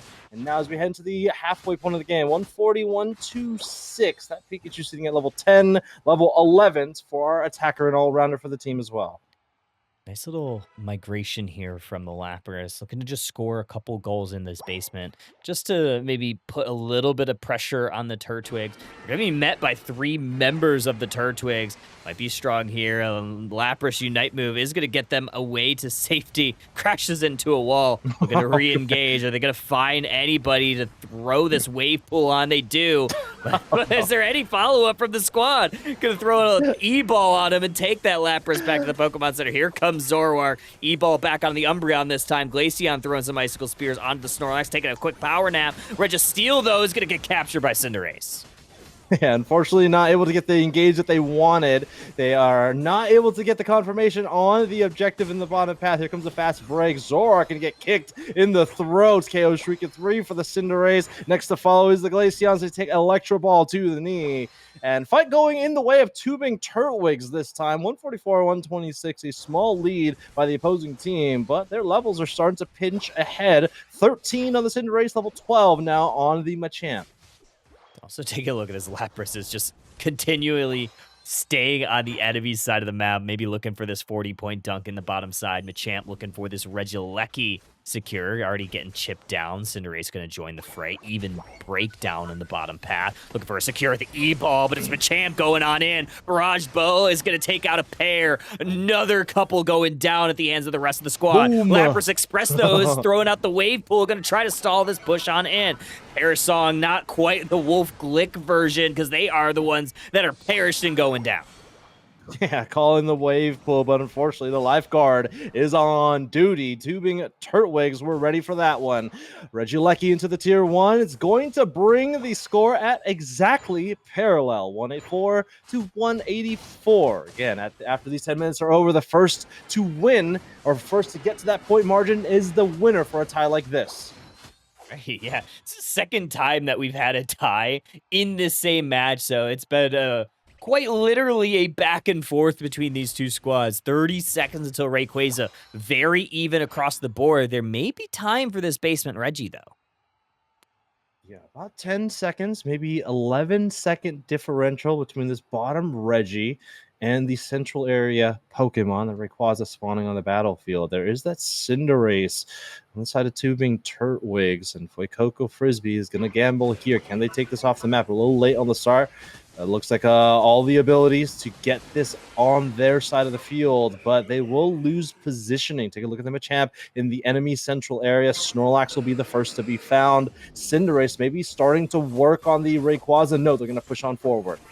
Snorlax getting damaged, gonna be forced to utilize their Unite move. Machamp misses the barrage blow, sidestepped by the Glaceon, gonna lock on some Icicle Spears on the Machamp, damaging them heavily, but 3 members of the Frisbees are down. Zoroark going in, but unable to find it. That's an ace for the Tubing Turtwig. Call him Cinder.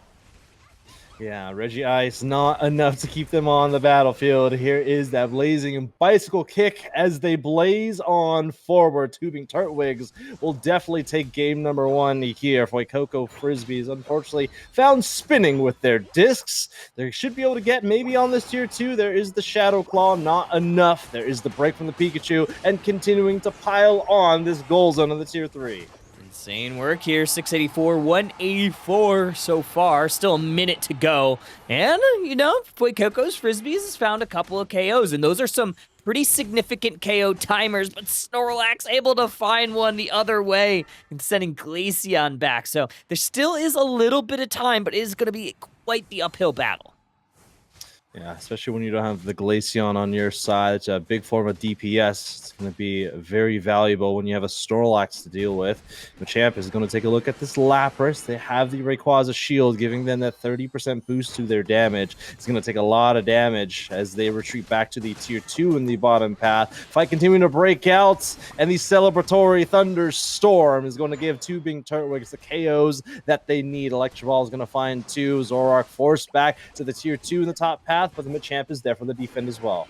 Good defense here from Tubing Turtwigs. I thought for a second with a couple members going down, they might at least be able to find one goal zone break to maybe give a little bit of momentum going into game number 2. Unfortunately for them, unable to do so.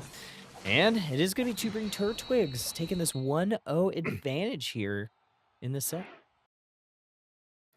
Yeah. Fortunately, there was a kind of a 1v1 happening, I think, on the tier 2 that wasn't didn't get really anything going. I think it was the Glaceon against that Machamp. We saw the Machamp Unite move whiff completely, but nonetheless, they were able to get the KO on the Glaceon. The rest of the team followed. Good stuff here. Taking a look at the GG. stats, 14 KOs from this Cinderace. That's not every day that you do see a Cinderace get played, but I think it's definitely one of the stronger, you know, ADCs out there because it does offer a lot with either like crowd control with the displacement from the Blaze Kick, and even in my favorite build to play, playing the Feint Cinderace, being able to dodge a lot of abilities, especially when you see something like the Glaceon. You can really just feint the Icicle Spears and avoid all that damage instead of you know, what we typically see is like that flame charge. And not only can you feint that, but you can also feint the feint attack as well. So you can break up that chain and prevent them from using their final hits of feint attack, the execute. That's where the most amount of damage is going to come from. You can even feint. I don't know if you're going to escape the entirety of the Zoroark's Unite move, but you know, there are a lot of skill expression opportunities with this Pokemon, and I think we saw a really good demonstration from Demo. I think it was. I had a conversation with Zoix about it. Zoix like, "But you just hit flame charge out of it." I was like, "But sure, hits exist. Like you can't dash out of those. Like it's like one of the few abilities in this game where you can like fully avoid damage. You can fully avoid like big Unite moves from, for say, like the Zoroark, maybe even like a Leafeon Unite move. You can feint out of so many abilities. So I think the outplay potential is quite good on something like that Cinderace. I think the Pokemon, at least on the side of Clearvina. Fuecoco Frisbee, should maybe look to use their Unite move on their Cinderaces. The sure hit ability of Mimikyu's Unite move is probably the number one target there for that Pokemon. Of course, it's a lot easier said than done when your Mimikyu might be a little lower level than the Mimikyu relatively, but nice job for our Tubing Turtwigs. They're going to find their way down the river, at least for game 1. Down. Caught without a raft. Fuecoco Frisbees. Been tubing? Have I been tubing? Not in a long time. I don't think I've been Like at a river or at rafting. like a water park. I'm definitely a lazy river kind of guy. I'm a lazy river kind of guy. I'm excited. Love a lazy river. I love a good lazy river. Last year at Riptide, the lazy river was closed because they're enhancing it. Unacceptable. But this year it's back, baby. It's so back. Dang. And I will be just sitting there with my giant frozen cocktail or whatever it is. Nice. gonna have fun. Solo queuing on the raft. Imagine solo We're queuing heading on into the game raft. 2. Just Yeah, I FYI. see. There you All right. All right. Latios, first 2 picks. Coming at you. go. Maybe. It's certainly possible. I think guess the question that I want to ask for Latios is, does it have the same amount of impact as Latios solo? Solo, I don't Can you think play so. it by itself? Solo, No? I haven't. I've gathered a little bit of like intel from some players who have played it quite a bit. Solo, it's not as strong, but when you have its counterpart, you have a Latios to play with. It's incredibly powerful. Just the amount of different like plays that you can do with the passive, the amount of um, stacks What's you the could kind of cooldown enable. on the fly teleport thing to your I partner? think it's 90 seconds. I could be wrong on that though. That's not bad, honestly. I'll have to double. If it's like one a game, then that's bad, but it's pretty good. 90 seconds, you can get multiple in a game. Yeah, I mean, like you think about like split pushes or just like fun. Like it's essentially like a Hoopa Unite move, right? Like, but just for one person, so you can really set up some fun things, especially if you duo. Like Yeah, could be us, Kyle, but you never want to do it with me. I'll do it with you. You can duo. Okay, right now? Maybe not right now. I think we're kind of see. I just said you don't want to do it with me, I and think then we're you just said kind no. of casting right now. something. I don't know if I could cast and play a separate game at the same time. If you can lazy river and solo queue, you can definitely duo queue with me on your stream right now while we're casting. Well, I actually don't have a monitor to be able to do that. Put on your phone. Put on your phone. Yes. We can both just log in on our phone. Log in, and log in on our phone. Okay, who had the Cinder Race? It was Demo and the Cinder Race. So they are taking away the Cinder from Tubing Turtwigs. They're going to lock in the Armor Rouge. Okay. A Polmon. A Palmon? A Palman. Appleman. Yeah. It is 90 seconds. I just looked it up on the Unite database.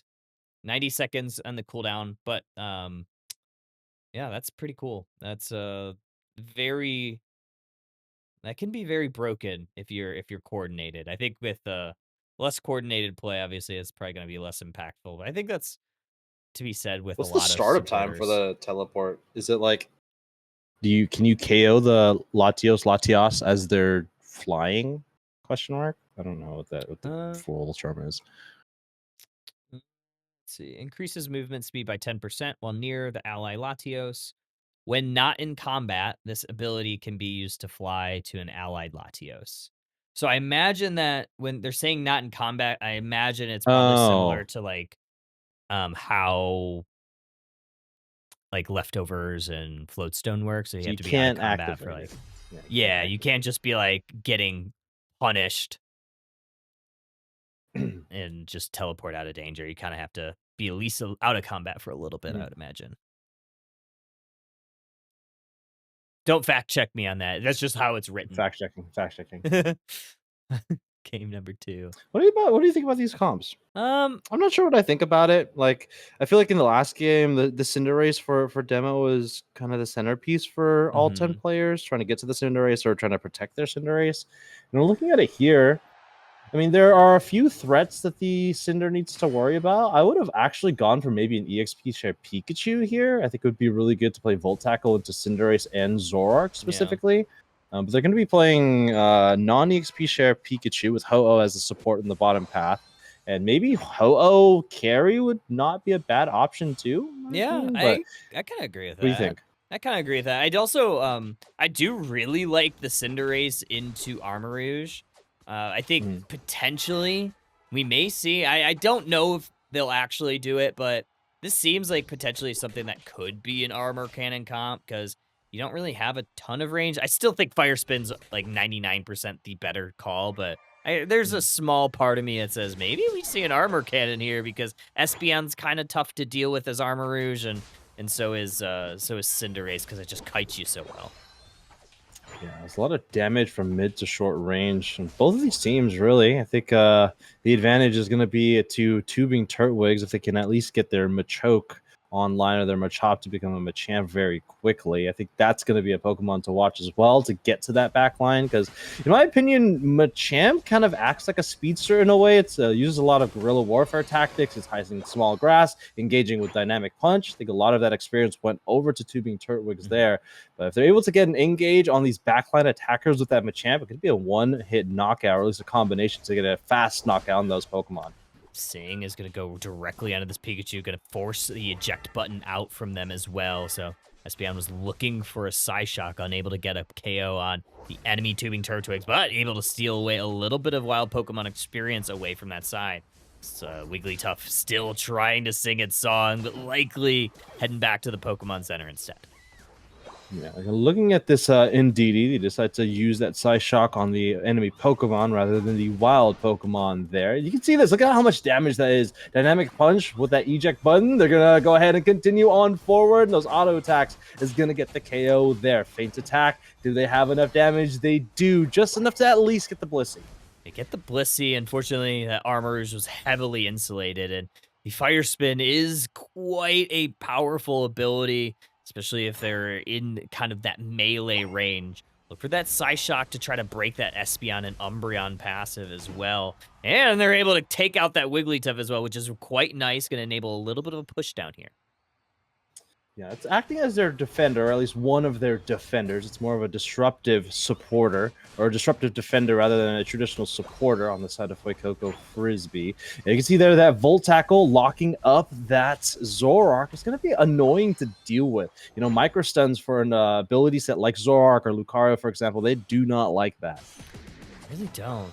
Look at this Machamp 1v1 against this Wish Umbreon trying to heal itself up, but Machoke is still trying to grab that level 9. Psyshock on the bottom path is going to stun up a pair. Psyshock from the Armourouge is going to do the same. And we do see a little bit of push here. There's that Unite move from Armourouge. Psycho nice. Boom. Going to land on 3 members. Are they going to be able to get a couple KOs? They do. The boosted auto gets a third. So tubing Turtwigs coming out massively ahead here. Yeah, Bubba Boom, that Psycho Boom. Definitely a shocking appearance for that Armourouge. They're going to get this Reggie Steel in the bottom path. They're going to push on forward. Unfortunately, they are going to find a Wigglytuff here. They're still sieging around the goal zone. 2 members are going to go down there as well as we take a look at the top path. Zoroark working its combos. And the Midnight Haze going to fall into a daze for this Reggie Alecki. Once again, Barrage Blow just going to find air and a little bit of that Reggie Alecki. It's brought down to 6, so this is going to be an easy break here, but they are defending it. So, you know, I'd much rather this Reggie Alecki go into the goal zone. They're going to take that Umbreon, but let's see what they decide to do. I was gonna say, Armourouge fully vacating. Blissey just gonna help that along a little bit. Egg bombs. Hey, thank you. Just go right on in, find your home. 196-30 though. Fuecoco's Frisbees is taking advantage of these point opportunities, and they're getting him. Cinderace on hot pursuit, looking for this Armourouge. Forced to use that X speed, mostly just to get away. So we head to the halfway point of the game. Pretty significant lead. 196-30. Another fight breaking out in the central area. Only the Wigglytuff singing a song of despair here. Electro Ball finding its way onto the Espeon. They're going to turn off the gravity, but they are going to be brought down nonetheless. Pikachu again getting another very good KO streak. Pikachu was pivotal in that last game, and it's turning to be another really good pick too. Feint Attack with combination, looking to go on in, able to take out the Blissey. Unite move is also going to fall. Looking now. Eyes on the Ho-Oh, Umbreon, the Pokemon taking that one down, and halfway done with this match. It's still Fuecoco's Frisbee game to lose. Level 12 Zoroark's going to be tough to deal with. We do have a little bit of a sneaky play here from a champ looking to get their 35 points on in. The bottom side, 15 seconds to a basement Reggie. Yeah. It's going to be snuffed out by the Umbreon, making a ninja maneuver in the top path. Fight breaking out in here, the bottom path. Wiggly singing that song of ice and fire potentially, but it is going to be a song of despair for their Ho-Oh as they're unable to use their Rekindling Flame Unite move. Pikachu down as well. Mascot, nice Barrage Blow. Finds the Cinderace. Galar region is sent wrecked here in the bottom path as they continue on forward. Umbreon here for the defense. Same thing with the Evolution team. They have a Reggie Steel. Let's see if they can steal the hearts again. Psyshock gonna connect on the Umbreon Wish to try to insulate themselves. Gonna put a mean look on the Ho-Oh, try to do some basic attack damage, but here comes Armarouge looking to attack that Umbreon. They are able to find that KO there. Wigglytuff gonna put a Pokemon to sleep. Pikachu none the wiser, able to put them in a Volt Tackle and then able to secure that Registeel for the Tubing Turtwig. Cinderace in the top path, going to be putting the Regieleki to sleep. I think that's the sleepy time outfit for the Cinderace. I think that's what it's called. I don't know the actual name, but I think it's the pajamas. But as we head into the final quarter of the game, the score is the same as it has been in the second. 196-230, still a pretty significant lead for the Frisbees. Yeah, how are they going to get back into this game? I mean, they need to score a lot of points. They have an Armarouge at level 13 looking pretty good. Level 12 in that Machamp, nothing to scoff at as well. We just need a really good Machamp Unite move. It's a pretty devastating Unite move if they can hit those attackers like I was talking about before. Same thing with the Zoroark as well. It can full heal that, though. I'm waiting for this Machamp to have a shining moment. Hopefully it's there. Try to find the KO here. Psyshock is going to connect. Full heal utilized from the Zoroark, so not going to have it, but they will have it back before Rayquaza. Very important cooldown for that Pokemon, as well as that illusion to kind of cleanse some of the crowd control from Tubing Turtwig. It is still quite the advantage for Fuecoco when you look at the map, still holding on to both T1 goal zones, and you have no T1 goal zones for the Tubing Turtwigs. Oh, fight breaking out here in the bottom left L bush. The first to fall is that Zoroark. Lots of experience going over to Tubing Turtwigs, level 14 in the Armarouge. Going to be a difficult Pokemon to take down. They are down by a lot, but their levels are looking better than the Frisbees. Level 14, level 13, level 12 in the Pikachu. Still a little lower than the rest of the team, but they're looking pretty good. Again, once they get that Machamp online, they'll get to level 13. Pretty big power spike for, I believe they're using close combat for their secondary ability. Level 14 on the Armarouge is going to be difficult to take down. I think for that Cinderace, been a shining moment for both of these games, but they're just sitting at level 12, and they're pretty far from 13. Both teams very cautious here to begin this final stretch. Neither really wanting to give up any positioning on who's going where, but as I say that, Barrage Blow is going to get met by a wall that is a mean look. Feint is going to avoid a lot of the damage there. A press on from the Cinderace. Rayquaza starting to get hit. Machamp go down. Zoroark down. That's a pivotal moment for the Tubing Turtwigs. Unite move from the Cinderace. Blissey going to have to retreat, healing up with some eggs in these trying times. Umbreon going to steal some shields. Pikachu met them with the Volt Tackle, but 3 members of Tubing Turtwigs go down. We don't have a Kindling Flame available just yet. They have to go down, and they're a little bit away from where those weathers were. Yeah, there is the Machamp that could potentially rekindle them back onto the battlefield. Don't know what's going on with the Ho-Oh here. Unfortunately, not able to get a confirmation on that Rayquaza. And Fuecoco Frisbee is going to take game number 2 here with 1 minute remaining and with a pretty hefty lead as well. Fortunately, the Ho-Oh not able to use that Unite move to bring back members of their team. The Machamp not able to get the Cinderace in the central area. Great job by this Umbreon, really mitigating all of that damage, putting them in a bubble with that mean look, making them basically waste their Barrage Blow, and then Cinderace cooked them nonetheless. Very unfortunate moment for the Ho-Oh. You saw a couple Pokemon down, and unfortunately they got pushed. I believe they got pushed out. I think it was by the Zoroark away from the team. So when the other Pokemon on their team were down, while Ho-Oh can res and revive some Pokemon on your squad, you need to be where those feathers fall and where your allied Pokemon go down in that moment. And when you get pushed out from there, you just can't revive anybody. So just a very unfortunate turn of events for Tubing Turtwigs. Otherwise, they could have potentially come back in that fight. Valiant effort by Fuecoco Frisbee, definitely. In game number 2, Valiance has turned into champions. 1-1 as they end this 2-game series. Tubing Turtwig, unfortunately, has lost their tube in the river this time. You know, if you pop or let air out of your tube, it'll go faster. Oh, yeah? Why's that? Yeah, if you like pop it, I've seen it in cartoons. You've seen it in cartoons. Yeah, when you're on a river, it is for facts. Yeah. When you're on a river, if you pop it, the air will push out and it'll propel you to go faster. My end screen's not loading. I don't know why. Perfectly Sorry, programmed game. This was perfectly timed because that was basically my brain when Kyle described that physics to Haven't you? Did you ever watch Community? me. No. You never What's watched that? Community? Ah, that's unfortunate. Wait, Was that something in won that your game? time? Yeah, you didn't watch Nickelodeon. You don't know my I SpongeBob did. references. Yeah, you didn't know the campfire song. Wait, Coco's won, correct? Yeah, it was 1-1. 1-1. Thank you. All right. Mhm. I need to fix You my need to game. reset. Mm-hmm. All right. Tubers. We are going to do our next giveaway. Courtesy of Man. Pokemon, hashtag gifted by Pokemon. Thank you, Pokemon. Be back. We have our next set of winners for our Latios license Winners. and our coin pack. So let's get into it. Draco, do we want to do Latios first or coins first? Let's do the Latios first. Latios first. We're a team of consistency here. Drum roll, please. Tick, tick, tick.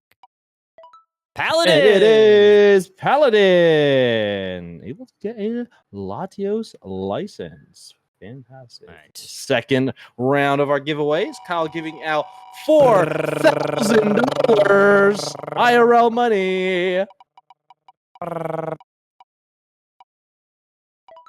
Fantasy Shroom. Fancy Shroom. Fantastic. Give Kyle your routing number and your all of your bank information for that $4,000. Don't do that. Nope. Nope. Draku's gonna get me removed from the ambassador program. Okay. Routing number and what's the other number? What is that called? Account number. Account number. That's right. Account number and routing number. $4,000 will be wired into your account in 5 minutes. That's not how that works. You said 4,000 coins. Coins. You didn't say what kind of coins. Aos you didn't say what kind of coins. You didn't say what kind of I coins. did. I said Aos coin packs. Okay. I was gonna say dollar coins, but sure. You're crazy. I You're crazy. feel All like right. the actual dollar coin is more valuable than a dollar because I feel like they're kind of rare now. Whoa! There's 4 of me. There's 3 of me. That's crazy. It's crazy. Hell yeah. Dude, you can barely deal with 1 of me. How could you deal with 2 more of me? I don't know. All right, we're gonna take a quick Double break. team. Double team. The whole team of Drakus is too much to handle. Double team. Dude, we start fighting each other. That would actually be kind of funny. All right, we're going to take a quick break while we get set up for our third round matchup. So don't go too far, folks. We'll be back with the Summer Series session number 3 after a word from the sponsors through the Twitch app, twitch.tv/DLGenKyle.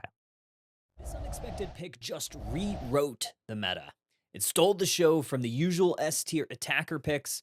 What happened this past weekend at one of the largest Pokémon Unite tournaments shocked many people, but it was unsurprising to those people that love playing it. In this video, I am going to break down why this Pokemon, despite being nearly completely absent from competitive play in the last few months, is now scorching the competition. I'm talking about the one and only Armarouge. For those new here, I am Steel Agent Kyle. I'm a Pokemon Unite caster.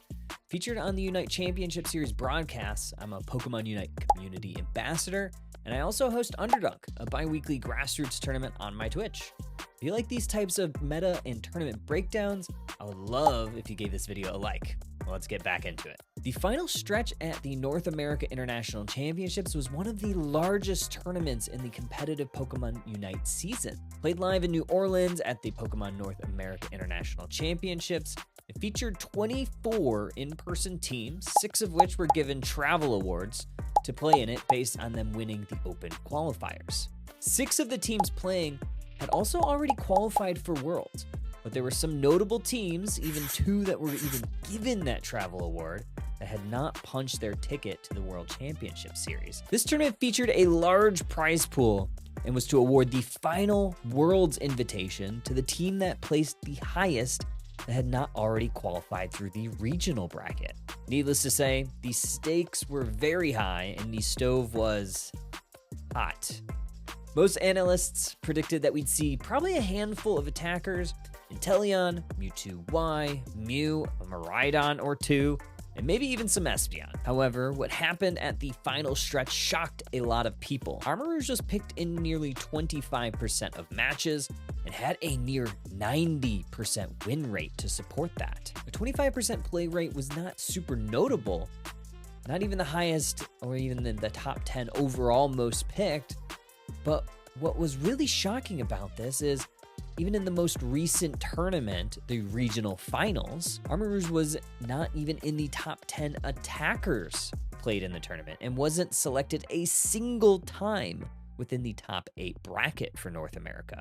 It started receiving a little bit of traction in a couple of grassroots tournaments leading up to the final stretch at NAIC, but nothing too major. You would think that with the spike in play and win rate that it must have received a buff to its kit recently. That is not the case. Armarouge has not had an update to its kit since December, when its Unite move Psychoboom was edited to allow it to just be moved during its cast. There was not even any sort of damage increase to it. Outside of that, it's essentially been untouched the entire Unite Championship Series season. So what was it that made this Pokemon so good? Why was it even earning a couple bans in this tournament? And with the 88% win rate, that made it the highest win rate Pokemon in the tournament, potentially of all time in one of these tournaments. The third highest picked attacker, and it was also the 16th most picked Pokemon overall. So how did this Pokemon perform? In the semifinals of the tournament versus Peru Unite, who was the LATAM South Regional Champion and the representative for the tournament of that region, Luminosity Gaming picked it all 3 matches, and they won their set 3-0. Then in the grand finals between Luminosity Gaming and Revelation, it had a 100% encounter rate and a 100% win rate. LG picked it in game 1 and won 742 to 92. Revelation then picked it in game number 2 and won a nail biter 457 to 295. LG then in game number 3, they won a blowout, 1,231 to 11, potentially one of the biggest blowouts in UCS history. Finally, in game number 4, Revelation had enough and went ahead and banned it. In the grand finals, this Pokemon was represented in all 4 games. Let's talk about the build. So the players used a little bit of a mix of builds. Most often, it was equipping Full Heal as the battle item to help avoid hindrances and crowd controls. A lot of the times, the held items were Slick Spoon, Cursed Incense, and surprise, surprise, Rocky Helmet. However, some trainers substituted Slick Spoon for more sustainability with a focus band. We even saw some trainers sub out the Rocky Helmet for even more damage, self-sustain, along with a little bit of cooldown with a Shell Bell. For abilities, Fire Spin was selected at level 5 and Psyshock was mostly selected at level 7. Fire Spin is an area of effect ability which cloaks Armarouge and Fire. It deals damage to Pokemon within that area, and it also gives Armarouge a shield that can stack up to 6 times. It also gives a 20% movement speed increase while the Vortex is active. This ability tends to help Armarouge self-sustain in long team fights and gives it quite a big punch. Psyshock was the second ability that was mostly favored by the squads. Since you're playing with Fire Spin mostly, you're primarily limited to fighting within a small vortex. Psyshock gives a little bit of additional utility for Armarouge. What Psyshock does is it sends out 3 waves in an area of effect in front of Armarouge. It deals damage and it hinders the enemies in that third area. The big thing with this ability is after using it, it fills up the boosted auto attack gauge for 3 seconds.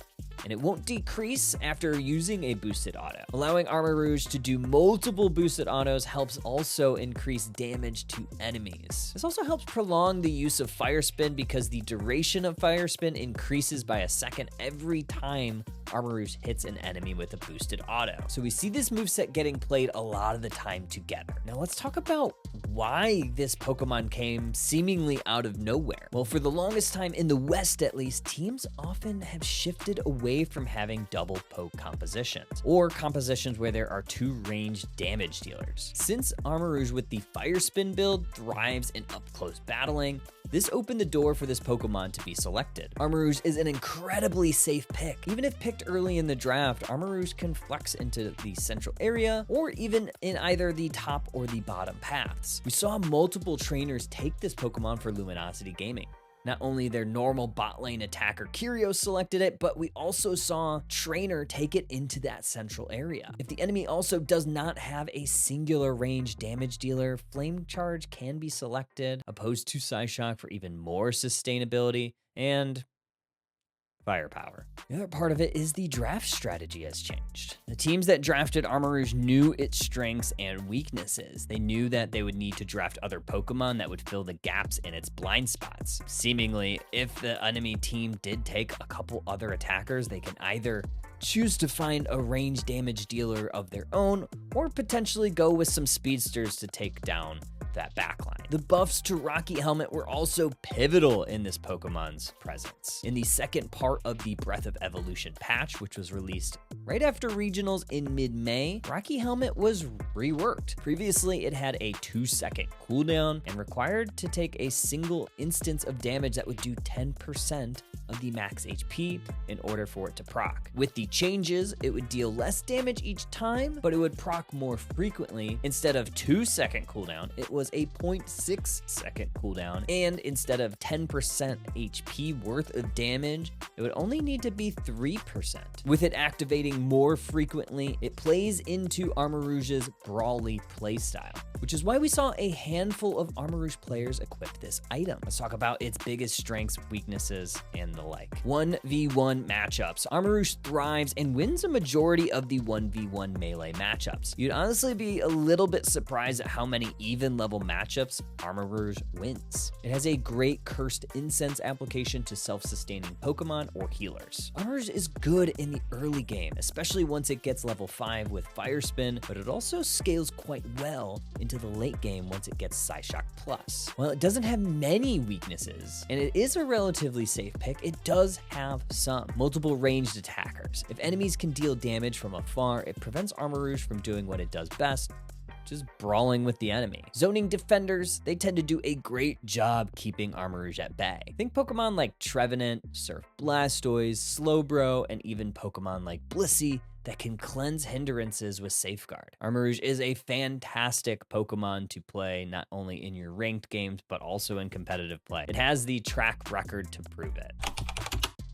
Use Armarouge into brawly compositions or against those with dedicated healers on the team. If you pick it early, be flexible where you play it and which build you play. Chase down your enemies with Fire Spin as you increase speed when you're moving towards an enemy Pokemon. Avoid playing this Pokemon against teams with 2 or more ranged damage dealers. Armarouge does tend to struggle when it cannot brawl with the enemies and it gets chipped from afar. If you do elect to play it into that type of composition, look to play some Armor Cannon. Armarouge is certainly on fire after NAIC, but before we end, I want to give a big thank you to Dr. Poker for helping with the data for this video. They're on Twitter or X, and they often post statistical recaps of all the major tournaments. This truly helped paint the picture of how this Pokemon has been able to shine in the most recent meta. Thank you to all my community members that help submitting clips, providing insights, and helping review the script. And as always, for supporting me. If you're new to Unite or are interested in getting involved in competitive play, join the Underdunk Discord server. We host a bi-weekly Pokemon Unite tournament. We have off-week Swiss-style tournaments. We have places to connect with players and teammates. We have a bunch of different discussion boards, and we are launching a First Step Summer program to help get interested players more involved with what it takes to play and improve your skills as a competitive Pokemon Unite player. The invite link is in the description. And as always, if you like this content, please make sure to like, comment, and subscribe. I am a Pokemon Unite commentator. I'm also a Pokemon community ambassador, meaning that I am working with TPCI to provide community feedback, game feedback, and raise concerns to make the space and games better for everyone. With that said, what do you think about this Pokemon Trainers? Does it live up to the hype? Do you think we'll see it in Worlds in August? Let me know in the comments your opinion of Armarouge in this current meta, or if you have any spicy off-meta picks that you think could heat up the competition in the next big tournament. We'll see you later, trainers.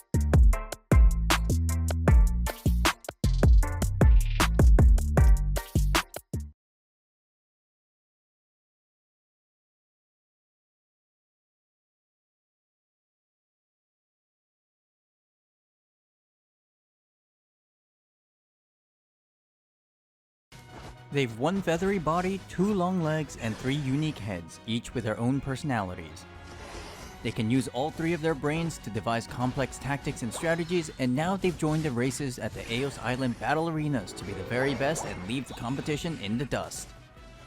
Welcome to the Pokémon Unite Character Spotlight featuring Dodrio, the triple bird Pokémon.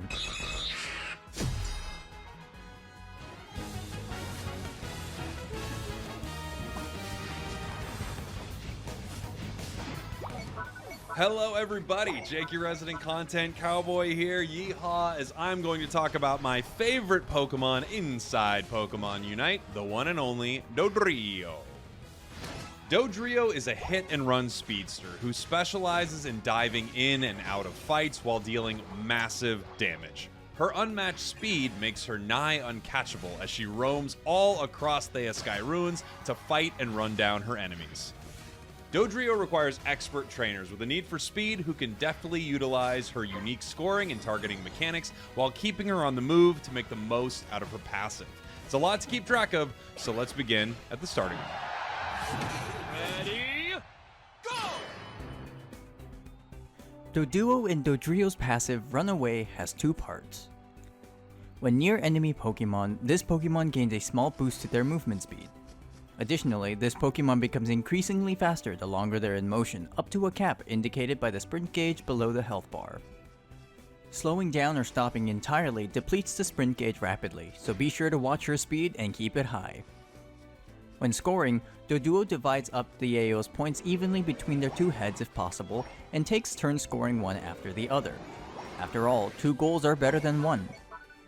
Similarly, Dodrio will divide up the points 3 ways before taking turns to score. After all, 3 goals are better than 2. However, for the purposes of scoring items like Attack Weight or Eos Cookie, Doduo and Dodrio must score all their points for the items to grant their stat boosts. Doduo's basic attack becomes boosted every 3rd attack, dealing additional damage. This Pokemon gains a stronger boosted basic attack when they reach and maintain their max speed. Performing a basing attack in this state will have Doduo charge forward in the direction they are facing, dealing damage to enemies in the way, and reduce ability cooldowns if this attack hits an enemy. Sprint boosted basic attacks can also traverse over small walls and other obstacles. Note that unlike normal basic attacks, Doduo and Dodrio's sprint boosted basic attacks will not automatically turn to attack enemies. Doduo's first basic ability is Peck. Doduo stops and jabs her beaks forward, dealing damage to enemies hit. If the sprint gauge is full, Doduo dashes forward in the direction she is facing, dealing bonus damage and consuming the gauge. Note that a sprint boosted Peck can traverse small walls and other obstacles. Doduo's second basic ability is Quick Attack. Doduo dashes forward and gains increased movement speed for a short duration and deals damage to those in the way. If Quick Attack hits an enemy Pokemon, the move's cooldown is slightly reduced. Like Peck, this ability can traverse small walls and other obstacles. Once Doduo levels up to 5, they evolve into Dodrio, forgetting Peck to learn either Tri-Attack or Drill Peck. If Dodrio puts her heads together to learn Tri-Attack, she swings her 3 heads together in a cone, damaging enemies and randomly applying one of 3 effects: Burn, Freeze, or Paralysis. If Dodrio's sprint gauge is full, Tri-Attack instead shoots out 3 ranged projectiles in a designated direction, with only the first projectile that hits a target applying a stronger Burn, Freeze, or Paralysis depending on its type and color. Burn decreases an opponent's attack stat and deals damage over time, and Freeze decreases an opponent's movement speed, while Paralysis decreases an opponent's attack speed and movement speed, albeit to a lesser degree than Freeze. After this move is used, Dodrio's next basic attack is Empowered, dealing additional damage and healing Dodrio for a portion of her max health. Dodrio can hold 2 charges of Tri-Attack to use one after the other. When the move upgrades at level 11, the basic attack following this move heals even more health than before. Additionally, sprint boosted basic attacks will reduce Tri-Attack's cooldown if it hits an opponent. You'll almost always want to use the sprint boosted version of Tri-Attack for the additional damage and range, unless you need a quick burst of damage to finish off a low HP opponent. Why attack once when you can do it 3 times? Tri-Attack is the only move in her arsenal, not including her Unite move, that allows her to aim independent of her movement. This gives Dodrio some flexibility in her positioning and allows her to keep some distance while dealing damage. Though the debuff effects are random, you have a pretty good chance of slowing your opponents with this move, making it a decent option for chasing and escaping. Tri-Attack is often used to soften enemies up for you and your allies from the outskirts of battle before charging in with your sprint, boosted basic attack, or other abilities to finish them off. If you're feeling peckish, Dodrio can instead learn Drill Peck. Dodrio drives her sharp beaks forward, dealing damage with each of her 3 heads. If the move is used while going full speed, Drill Peck shoves enemies forward, consuming the gauge, and rapidly deals damage to enemies based on the percentage of their max health while moderately reducing incoming damage during the dash. When the move upgrades at level 11, Drill Peck's cooldown is significantly reduced and additionally heals Dodrio for a portion of the damage dealt to opponents. Once again, Drill Peck on its own may give you enough damage for a quick KO on a low HP opponent, but you'll almost always want to be running at top speed for the extra damage and the massive push that you get. Compared to Tri-Attack, Drill Peck requires Dodrio to be in the thick of the fight.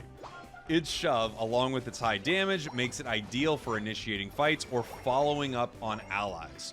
Or it can be used defensively to push opponents away from your allies or important objectives. In order to get the perfect angle of engagement, you may want to circle around the battle space to try and hit as many opponents as you can at once. However, be wary of abilities that slow or hinder you, as it will drop your sprint gauge, effectively nullifying your engage potential. A well-placed Drill Peck can sometimes single-handedly turn a fight or skirmish into a runaway success. And that's what Dodrio does. It runs away. Successfully. Once Dodrio reaches level 7, she forgets Quick Attack to learn one of 2 sprint gauge recovery moves, Agility or Jump Kick. If Dodrio learns Agility, she puts some Nitro in her steps, gaining a decent increase to her movement speed and gauge fill rate for a moderate duration. When the move is activated, Dodrio briefly becomes immune to hindrances while jumpstarting her sprint gauge by a fixed amount. However, when the move upgrades at level 13, Agility instantly brings Dodrio to full sprint. Agility is one of the 2 ways Dodrio can quickly get from 0 to 100 and make use of her full sprint gauge again. Skilled trainers can preemptively use Agility to try and cancel out hindrances thrown at Dodrio, but it's generally best used after depleting your sprint gauge. The added speed lets Dodrio stay extremely mobile and allows her to dodge abilities and reposition effectively. Make use of the boosted speed gain to string one sprint boosted basic attack after another to either escape from harm or rapidly reduce your cooldowns. If trainers want to give Dodrio some hops, they can teach her Jump Kick instead of Agility. Dodrio leaps feet first in the direction they are facing. On contact with an enemy Pokemon, Dodrio uses them as a footstool, dealing damage and stunning them briefly and leaps away or over them. Enemies in the landing zone take damage as well and are moderately slowed for a brief duration. Dodrio can also use walls and other obstacles to launch herself into the air and can choose which way she leaps. Dodrio gains a significant boost to her sprint gauge after vaulting over enemies or small obstacles. However, only footstooling enemies will reduce Jump Kick's cooldown on hit. At level 13, Jump Kick also stuns enemies in the landing zone for a brief moment. It can be used to jump over enemies and obstacles to gain better positioning, or make a daring escape. Minutes. No, not another 5 We're minutes. so- We're back now. And whatnot. Welcome Meow. back, everybody. Yeah. Round 3 coming up. Back Froakies, Floaties, Backpacking Bulbasaurs. Woo! And we got the next round matchup. Some familiar faces, I think, Draku. Yeah, Security L is on Froakies Floaties. I play a lot with him. Mm-hmm. He's going to be in the top path or in the central area, most likely. Let's see what he decides to do. I know he's been duo trioing with Tish a bunch. He's most likely their support or defender on that team. Did you know, Kyle, that it's a lot easier to float in the ocean rather than in a swimming pool? Is you it know that? because of the salt? Assault. The salt, it's the density. Yeah. Interesting. I didn't know that, but that makes sense. I've never, taken the time to think about stuff like that. Because I don't live near the ocean, Well, so We'll throw you in the ocean, and then you'll find Yeah. Wait, Kyle, have you ever seen an ocean before? Wait, what do you mean have I ever seen? Of course I've seen an ocean. I don't know. You live like in the middle of the country. Some people in this world have never seen an ocean. Okay, That's you might be true. one of them. But you know that's not true. I- Like we've I talked don't know about that. this. Okay. We talked about you in the ocean? I think so. No. Okay. 'Cause Well, you've I asked need to if see it I've in ever been to person. California before. I've been to California. I've been to a lot of places. I'm throwing you in the ocean. Yeah. Just so you know. So what did I do to We'll find deserve out that? if you float. How If this far is the rookie- ocean from the venue? I would say it's within an hour, but it's also like anywhere in LA is like you need an hour to get there because of traffic and stuff. Okay. But it's not too bad. We're not like in Let's LA. take bets on- Backpacking, a Bulbasaur's. On Remember back- teams not making it to Worlds because of traffic. I want to see Yeah. that if that happens. If there's something that Kyle will not do, is most likely backpacking. If he's a glamper, he's definitely not doing that. No. I don't want to back. I mean, no. I think the most I will do is a day of hiking. But I need to go back. Packing. I know I need the to island. go back to a cabin at the end. I have no problem spending my entire day on a hike, 10 plus hours, but I need know- a brewery afterwards and a Wow. nice hot meal Oh wow. The demands. and a shower. Yeah. Wow. Is that in the terms? It must be in the Yes. terms. Yeah. Yes. 1000% it's in the terms. Oh, Dodrio. You know- Security at Dodrio is scary. It's scary. There's a lot of crowd control to deal with him. But we'll see. We'll see what he can do. He's definitely been in worse crowd control arenas. It's no mean look, so you don't have to be worried about being put in a bubble. There's gonna be gravity to deal with, but you can just run around it. Maybe heavy slam got to worry about, and Buzzpool, of course. Those I know you don't have a baby, Kyle, but have you ever seen those those backpacks where you can put like a baby on your back, or like Mhm. I'll just put you on my back. How about that? We can go Okay, that backpacking sounds together. I mean, I could Little walk. Kyle.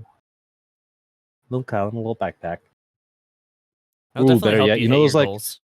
those cat backpacks with a little window. We'll give you Yeah, one I of do have one of those. I have one of those. We'll put you with that. I have one of those. A nice Oh, one. perfect. Yeah. Even better. Floof hates it though. Aw. Yeah, he doesn't like being confined. He's a free-spirited boy. Yeah. Mhm. This is game one. Froakies Floaties. Backpacking Bulbasaurs. Floaties. We're going to see Tish and Security head to the top path. So it's going to be a top lane Dodrio looking to get stacks in likely pretty early. Pretty little Froakies on our purple team. Yeah, that's our song. That's our song now. It's our song? It sounds like it's their song. Oh. Well, it could be our song if you sing with me, but you never want to sing with me. I asked Kyle if he wanted to do karaoke with me at NASC, and he was like, no, you need to cast. You can't go That's exactly what karaoke happened. with Yeah. me. Yeah. I am exactly the what happened. responsible one. You wanted to throw your Yeah. voice out. Yeah. Exactly. Jar, one of his employees, didn't know he had staff members. It's crazy. Funny. Oh, there's a nice KO. That's going to also enable a couple additional stacks for Security. So they get the KO, they get some additional attack weight stacks, and now Buzzwole getting caught in a blender. Charmeleon's going to burn him. He's unable to score because of the burn. Super effective damage. Fire type on that bug type Pokemon. Also getting burned. Can't score very easily. And this is exactly what we want to see for a top laner. Level 5 at the 850 birds. And this is what Dodrio, or at least Security, loves to do. If he gets level 5, he's going to head immediately into the central area of the enemy team. And it's going to be a party. We've got a 3-headed bird and a little lizard heading in there. Lizard. Lizard. Yeah. Lizard. The brain rot. the brain rot is Wait. Join the does Theus that, does that come ruins. through on your? Does that come through on your stream? Yeah. That's the soundboard. yeah, Hell yeah! it does. All right, every KO you have to press lizard. Every Inteleon KO, okay, even Charizard KO. Yeah, That's a lizard. It can its Japanese name is Lizardon, right? Oh, is it really? I'm pretty sure. Yeah. I'm Yeah, pretty Charizard is Charizard. That's Yeah. correct.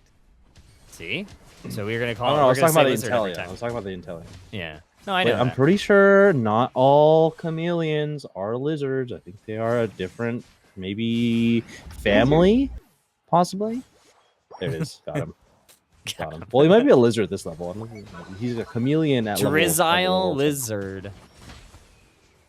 Yeah, I think Okay. so. Liz. I don't know, there's just a thing. Charizard is down in the bottom path. Dodrio, though, is the one that's finding a double KO. Reboot taking the Clefable out. Snorlax now might be next on the chopping block. They are. It's a triple KO for security as they continue to push on forward. Buzzwole gonna eject, try to salvage the goal zone, but just met by doom. Yeah. Dodrio. Security on Dodrio is honestly one of the best solo queue Dodrios out there. It's definitely a scary thing to deal with, but the score doesn't look terrible. So 106 to 81. Right. We're going to do the lizard for the scores too. Lizard. Oh, Yeah. man. Both scores and KOs. 30 points. Should be a fully stacked Dodrio at this point in the game. Massive amount of attack damage, even if it is just running tri-attack. This is a scissor, by the way. Scissor. Lizard. Yeah. Scissor. Kind of sounds like a lizard. It does kind of. Regieleki started to get chipped down by this Buzzwole. I mean, punch down. Charizard looking to respond. Gonna throw a fire blast down. There is that Unite move. Lizard on. Getting the KOs. The party started. Another one. And security taking out that Regieleki.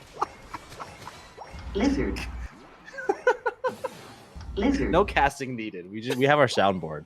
You should just develop your soundboard to a point where it can cast on its own.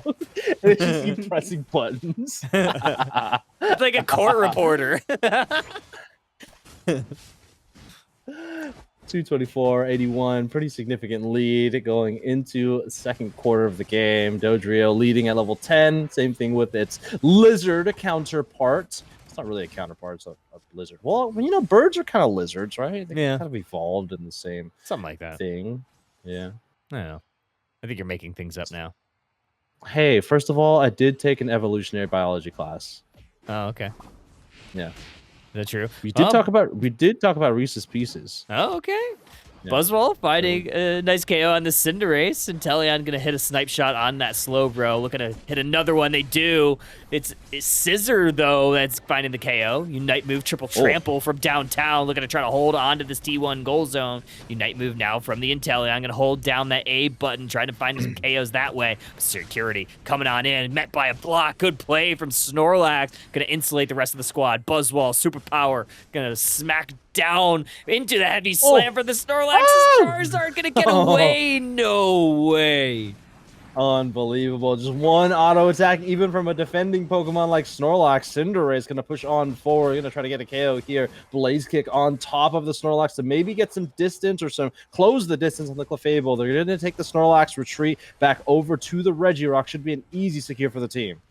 Ooh, the snipe shot was just a little bit short. I think it started a leash and eventually get out of the range. Buzzwole gonna make quick work. No, it's gonna get Uno reversed, and Dodrio's gonna flip that card, find a KO streak of 2. Now gonna look to maybe push into that T2 goal zone, or instead maybe look to invade the central area of the backpacking Bulbasaur. Charizard pressing forward, moving up to the top path. Regieleki waiting up there. Yeah, backpacking Bulbasaurs, they need to find their tents. They need to find somewhere to pitch it as well, because it's not looking good. Like I was saying, the scoreline isn't terrible. It's more than a 100-score game, at least in final stretch. They can make quick work of that. It's more so the levels that I'm worried about. Snipe Shot lands onto the Dodrio, pretty significant amount of damage, but nowhere to follow up on it. Cinderace working on the Regieleki. Snorlax trying to cook forward. Here comes the Lizard Dawn, finds the Inteleon. There's the KO. Lizard on lizard violence in the top path. Gonna look for a secure on this Regieleki. Nice KO. Dodrio's gonna take care of the Buzzwole. Regieleki still a little bit under half, but now Froakie's Floaty's in position, able to take it pretty handily. That's gonna move towards that T2 goal zone with an already significant point lead for Froakie's Floaties. They may elect to go head towards this bottom path, maybe score down there, maybe capture some wild Pokemon on the enemy side. Blue buff. maybe looking to get a red buff going over to the Scizor in that moment. And at this point in the game, Floaties, they need to take some risks here to at least get experience on their side of the field. They both have they had their tier 1 gold zones available to them 1 minute before the final stretch. It's not looking good in our levels. 3 level 11s on the side of backpacking Bulbasaurs. They might need to find an REI to recoup and get some items here because they're struggling in levels, level 12 in the Inteleon, and 1 Unite move from that Lizardon might be devastating for their team. Basement Reggie is going to be a Reggie Rock. Cinderace going to start chipping away at that Pokemon objective. Already at half, good zoning from Charizard along with the Slowbro. Buzzwole trying to handle at least one of the defender Pokemon, able to do so. The Cinderace allows this Reggie to release a little bit. Buzzwole trying to get on in there. Dodrio, though, making quick work of them. Cinderace now pulling focus onto the Snorlax, finds a KO that way. Gonna have to regenerate some of their health with these auto attacks because this Reggie Rock has hands. Watch out, Oh, watch out. Reggie Rock! Huge hands!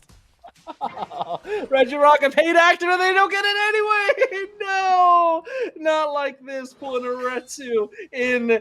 Oh man, that's not the best of luck there. They're going to be back on the battlefield in a couple of seconds here, but luckily, backpacking Bulbasaurs, they're still lacking a member of their team, so a lucky break there for Froakies Floaties. But right now, the Floaties, they are definitely taking up shop here in the central area. Slowbro in the choke point, scalding into the pileup, going to heal that up. Buzzwole back to full, but only level 12s on the Bulbasaurs. And here comes the Buzzwole. They're trying to make some room, using their abilities on the Slower to push them back. Really nice heavy slam, finds 2, and the fight continuing to break out. Inteleon looking for a snipe shot in the back line, going to connect on the uniting Psyduck, but the other way, Charizard, Lizard, 1 for each KO that way. Snorlax, the next one looking to fall. Dodrio is the one that's getting the double KO. Snorlax retreating back with the X speed. Now Cinderace back from the Pokemon Center, dealing with the hands from that Regirock. Snorlax trying to get on in, blowing up the block, trying to find a way to look for the last hit, but it is the Froakies Floaties coming out ahead. Kanto Galar, fire starter Pokemon, is going to light up that Rayquaza, take that shield, and advance on forward. Kanto Lizard getting the break on the tier 2. Galar starter is going to break that tier 2 in the top path as well. And this is going to be an easy game for the Froakies Floaties. And honestly, this was a snowball on the ocean for the Floaties as they were able to get a huge lead into the final stretch in points and in levels. Scissors going to score behind them on the tier 2, and I think the writing is on the wall. Big sigh of relief here from Cinderace. You gotta imagine getting down to that Reggie right before Rayquaza having a pretty significant KO time in span. The beginning of that Rayquaza fight. You gotta be a little bit relieved being able to secure that Reggie or that Rayquaza and a win in game 1 for your team. Almost had a Retsu moment there. I don't know if you remember. I think it was year 2 or year 3. There was a game. I think it was in the grand finals or the winners finals, close to the end of that UCS tournament. A pro player was KO'd by a Regirock. They were playing Dodrio, and the enemy team immediately flipped it because it was a 4-5 advantage, and they ended up losing that set because of that. That'll always be a memory for myself. Security taking over the game. 17 knockouts from the evolutionary Lizard down the chain. 8 KOs for the Lizardon Charizard, and just couldn't find an answer for the 3-headed bird and the 1-headed dragon. 120 or 130k from security on the Dodrio. 112k from the Charizard. That is just a tough Pokemon to deal with right now. I gotta imagine when you're looking at the draft in game 2, looking to potentially ban away that Charizard. I think it's quite powerful, and just giving it away is just really tough right now with this current meta. Yeah.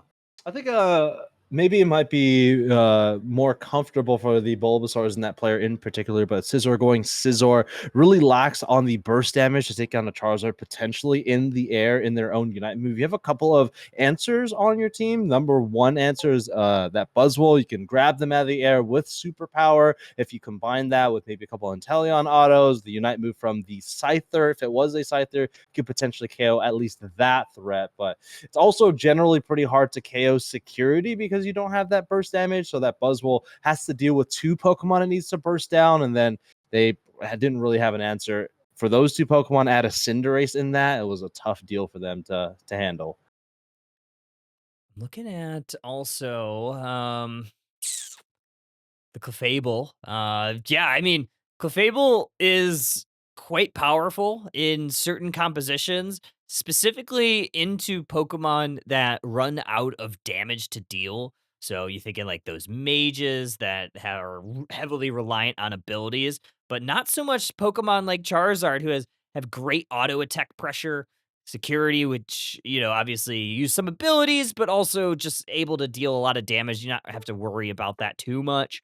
But even something like that Cinderace, where you're doing just all your auto attacking, so you don't really run out of damage. So Clefable can be drafted around in the current meta because there are so many Pokemon that don't run out. I mean, it's like good against like Inteleon. It's really good against any of those standard mages, but that comp that the Froakies Floaties had, they had a lot of damage and they certainly didn't run out.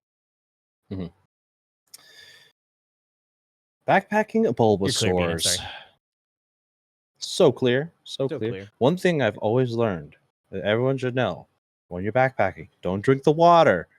It looks so pristine out on the mountaintop. True. Looks like there's nobody there. The water looks so good, so refreshing. Don't drink the water. Unless you have one of those like ultra filter straw Oh yeah, the things. straw things. Even then, I probably wouldn't trust it. I would like to feel more comfortable if I boiled it and then try to filter it after that. Yeah. Double filtration. I had to Heat do filtration. that when I went hiking in Banff. We did we had What'd it you was call like a me? whole what? I knew you were gonna say that. Kyle hates me. Okay, I'm sorry, Kyle. It's You okay. can finish your story. I'm sorry. I'm No more sorry. story. There's a draft. No more story. No more story. There's a draft. No. No more story for Draku. But there's a campfire. You have to say a story around the. It doesn't have to be No. scary, unless it is a scary story. No. Okay, I'm sorry, Kyle. I will carry you. I will swaddle you on my back. In the backpack, with a little window. Mm, Give you marshmallows. Here. not forgiven. All I right. want Taco Bell. I don't want marshmallows. Taco Bell. Taco Bell. Taco Bell. Yeah. They don't have Taco Bells on the mountain, Kyle. You go backpacking, there's no Taco Bells out in the wilderness. They do when he's glamping. Can I get a number 1, please? Sir, this is an REI. This is Sir. This is an REI. Oh, so we can. Oh, okay, cool. I love going to REI REI. to look at all the things I can't afford and probably would never use if I got it. They're very specific things, What's an REI? It's a REI. co-op. It's like a Outdoor co-op. store. Oh, we have one of those in Canada, but it's called Mountain Equipment Co-op. yeah. It's basically Oh. that. Sell a bunch of camping stuff you'd use for backpacking. General Mhm. outdoorsy things too. Not outsidey, outdoorsy. Yeah, Mhm. outdoorsy. Also outsidey, but I think all outsidey things can be under outdoorsy, but not all outdoorsy things could be outsidey. That sounds Yeah. correct. Yeah. Is it correct? I don't know. I don't know. Still want to hear that story though, Kyle. No. All right. Only He was in Banff, I was in Banff. Yeah. overlooking That's the story. the ocean. Overlooking the ocean. Wait, where is Banff? What is that? I don't even know what that is. What is that? Oh, you don't know things, Mr. Know-It-All. I don't What does know that where he's mean? going with that. I don't know. What was that? I don't know. Banff? I'm just gonna look this up. It's a Can national park in Canada. Yeah. This is not what Google says. And BAN. I'm not gonna. BANFF. It's in Oh, there's an Alberta. N. There's Yeah. an N. Yeah. Oh no, security gradient. I'm just gonna. I was like, this is how you spell.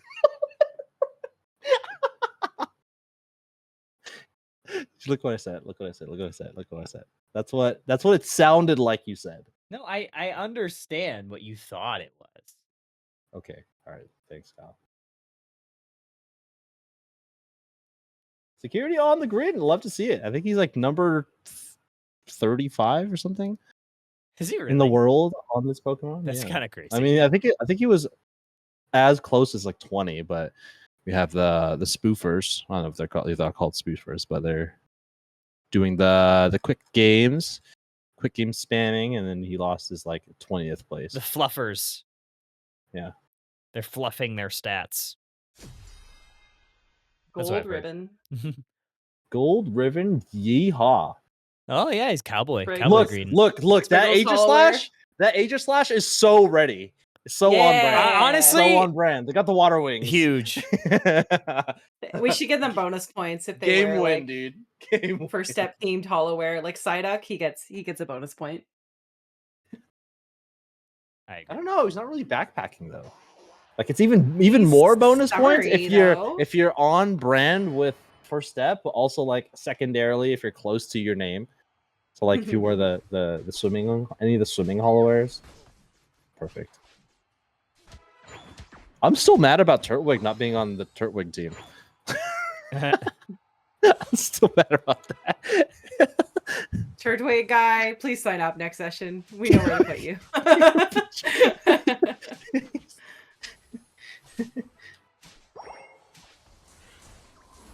Low Ninetales Pikachu, a lot of crowd control, mid to short range, Aegis Slash. It's going to be a Scyther most likely in the central area. Don't typically a Scizor in the jungle. Maybe your solo queue environment, you see them more often. Tackle, dancing, and he gets it. Yeah, I was waiting. They were very patient. Aurora Veil was trying to get some last hit, but Greedent obviously a very good secure tool with tackle. Unfortunately, I think the only secure tool that Milcery have at that time is potentially Charm, but even then, not a ton of damage. But 850 birds coming up. We have 3 members in the top for the Froakies Floaties. Oh, like I was saying before, your top laner getting level 5. You got Belch online. Belch or Bullet Seed. We'll see here in just a second. There's that tackle once again. It is actually, you get that at level 7. It's most likely going to be a Belch at level 7 when they have that available to them. It is Covet's Greedent. It's going to be very scary to deal with. It is already fighting into the flux zone of the enemy, and it is already starting to do exactly what you want to see a Greedent do. Unless you are playing against it, then you certainly do not want to see Greedent on your side. And it has that pocket Comfey, so it's gonna be a really big pest for a majority of this match.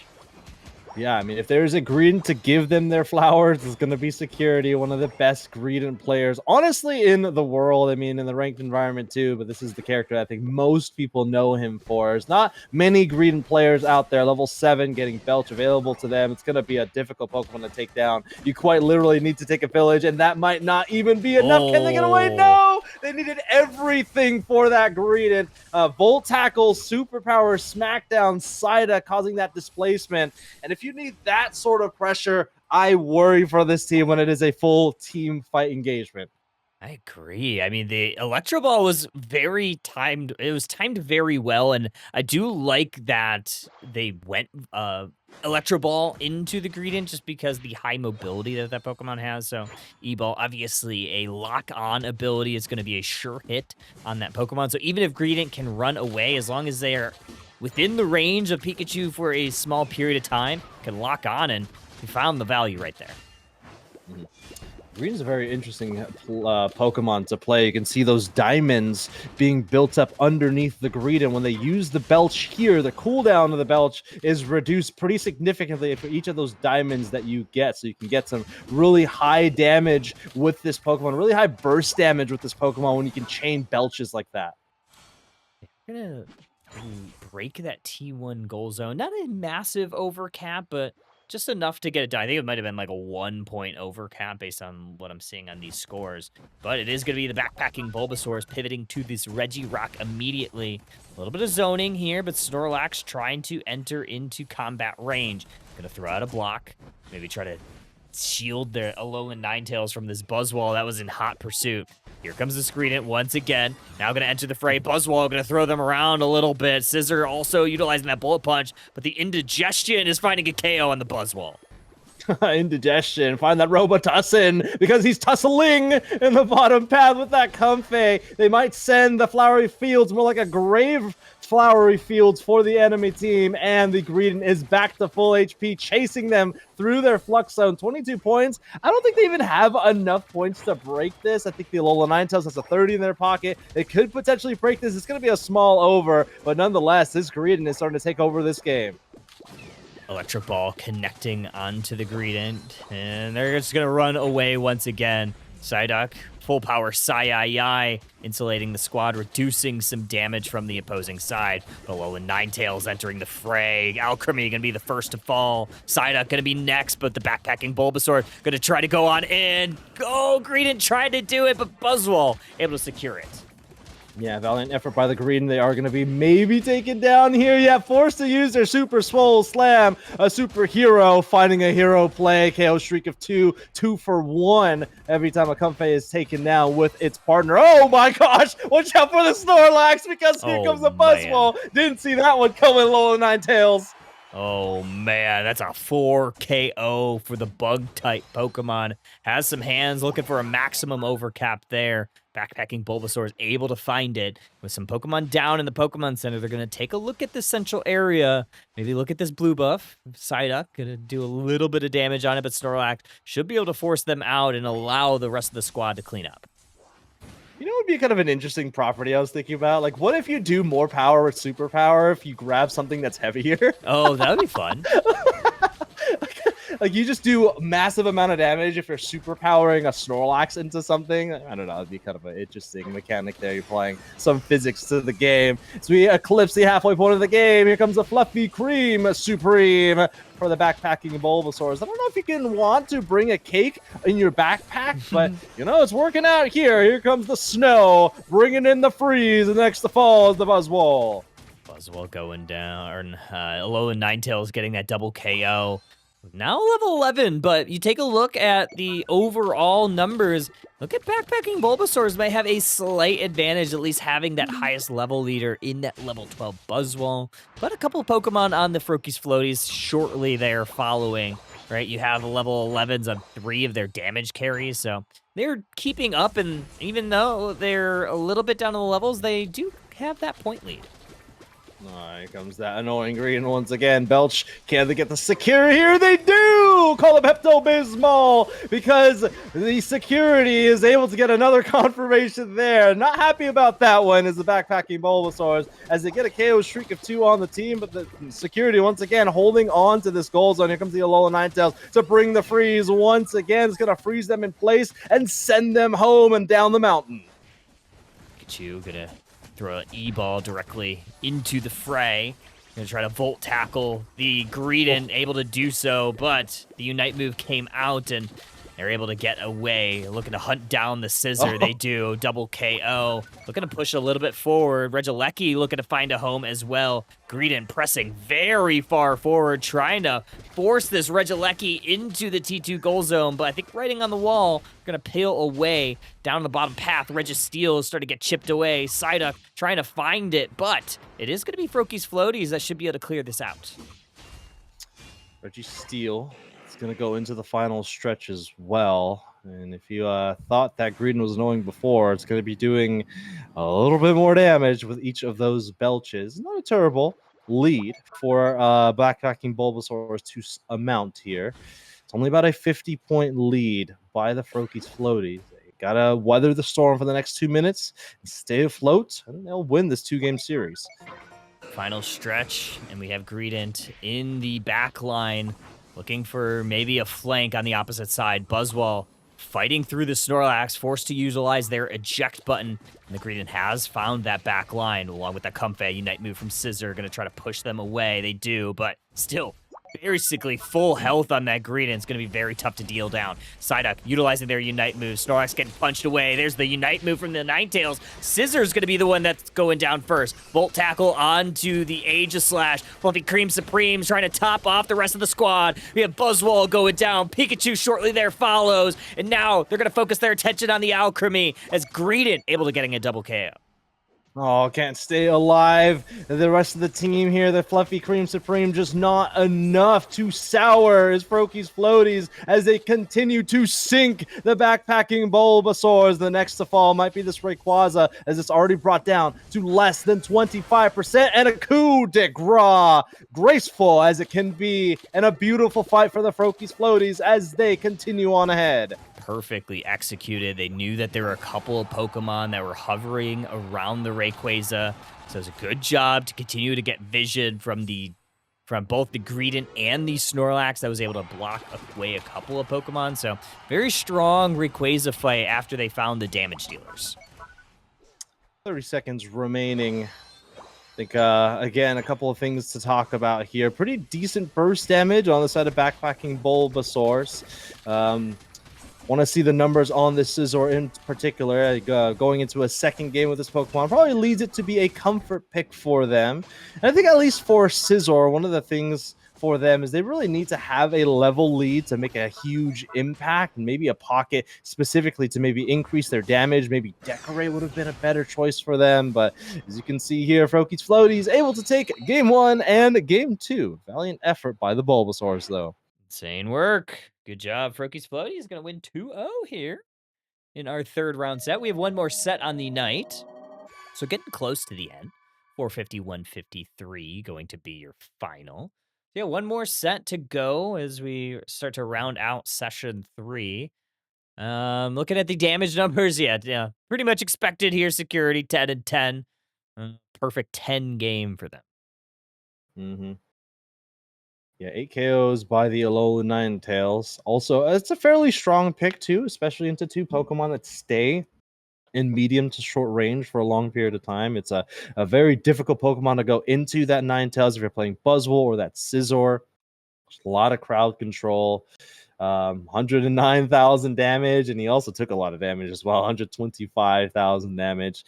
I know Security very well, and he's like, I'm just going to damage farm this game.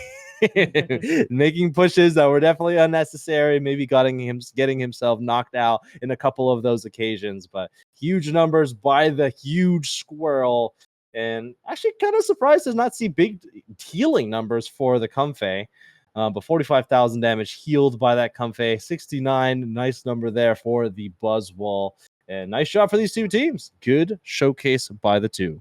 Yeah, very good. Very good stuff. Let's take a look, and let's go ahead. Bina, you are clear. Let's take a look and try to get our final. No, not final. We have still a couple more. Our next giveaway going. So go get the graphic. Dun, dun, dun. Once again, make sure you have that account and routing number. We'll be sending $4,000 directly to your. All right, I muted Draco.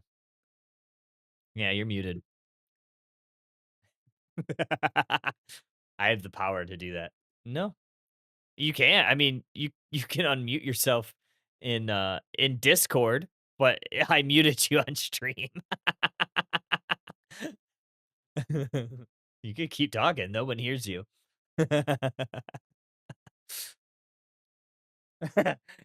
It does. It did sound kind of demonic. I'm talking to myself now. All right. I'm gonna do the next drawing. This one's gonna be for Latios. Latios.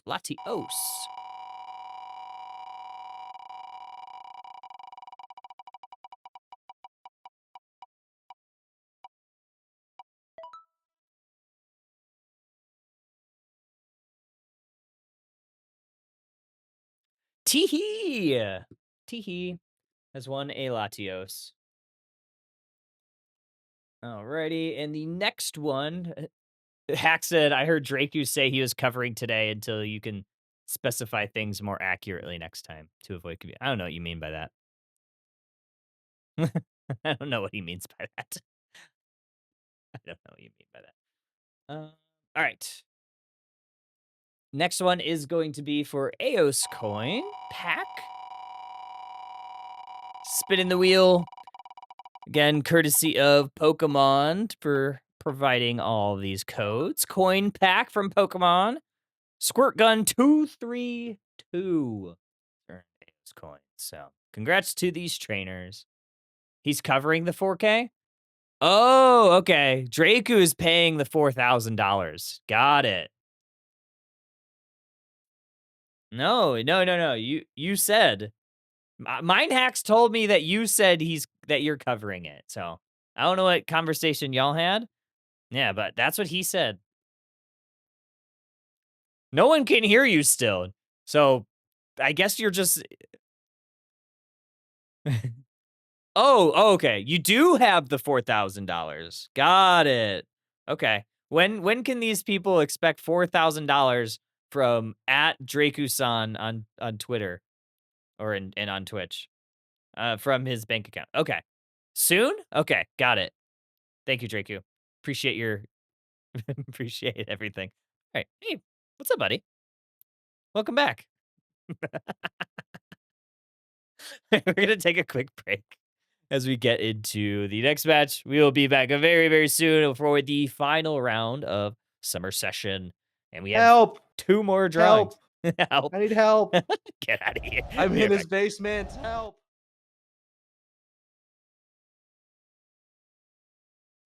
They've 1 feathery body, 2 long legs, and 3 unique heads, each with their own personalities.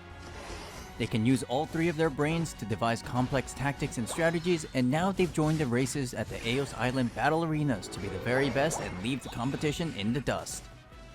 Welcome to the Pokémon Unite Character Spotlight featuring Dodrio, the triple bird Pokémon.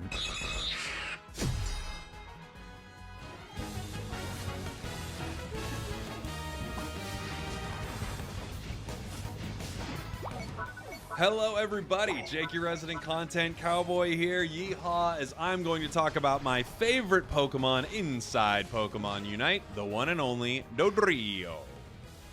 Dodrio is a hit-and-run speedster who specializes in diving in and out of fights while dealing massive damage. Her unmatched speed makes her nigh uncatchable as she roams all across Theosky Ruins to fight and run down her enemies.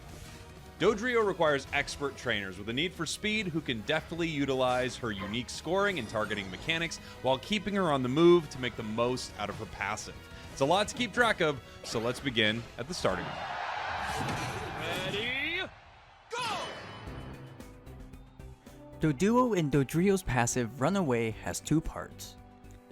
When near enemy Pokemon, this Pokemon gains a small boost to their movement speed.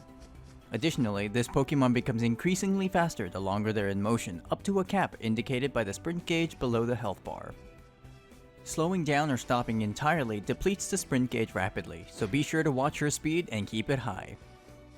When scoring, Doduo divides up the Eos points evenly between their 2 heads if possible, and takes turns scoring one after the other.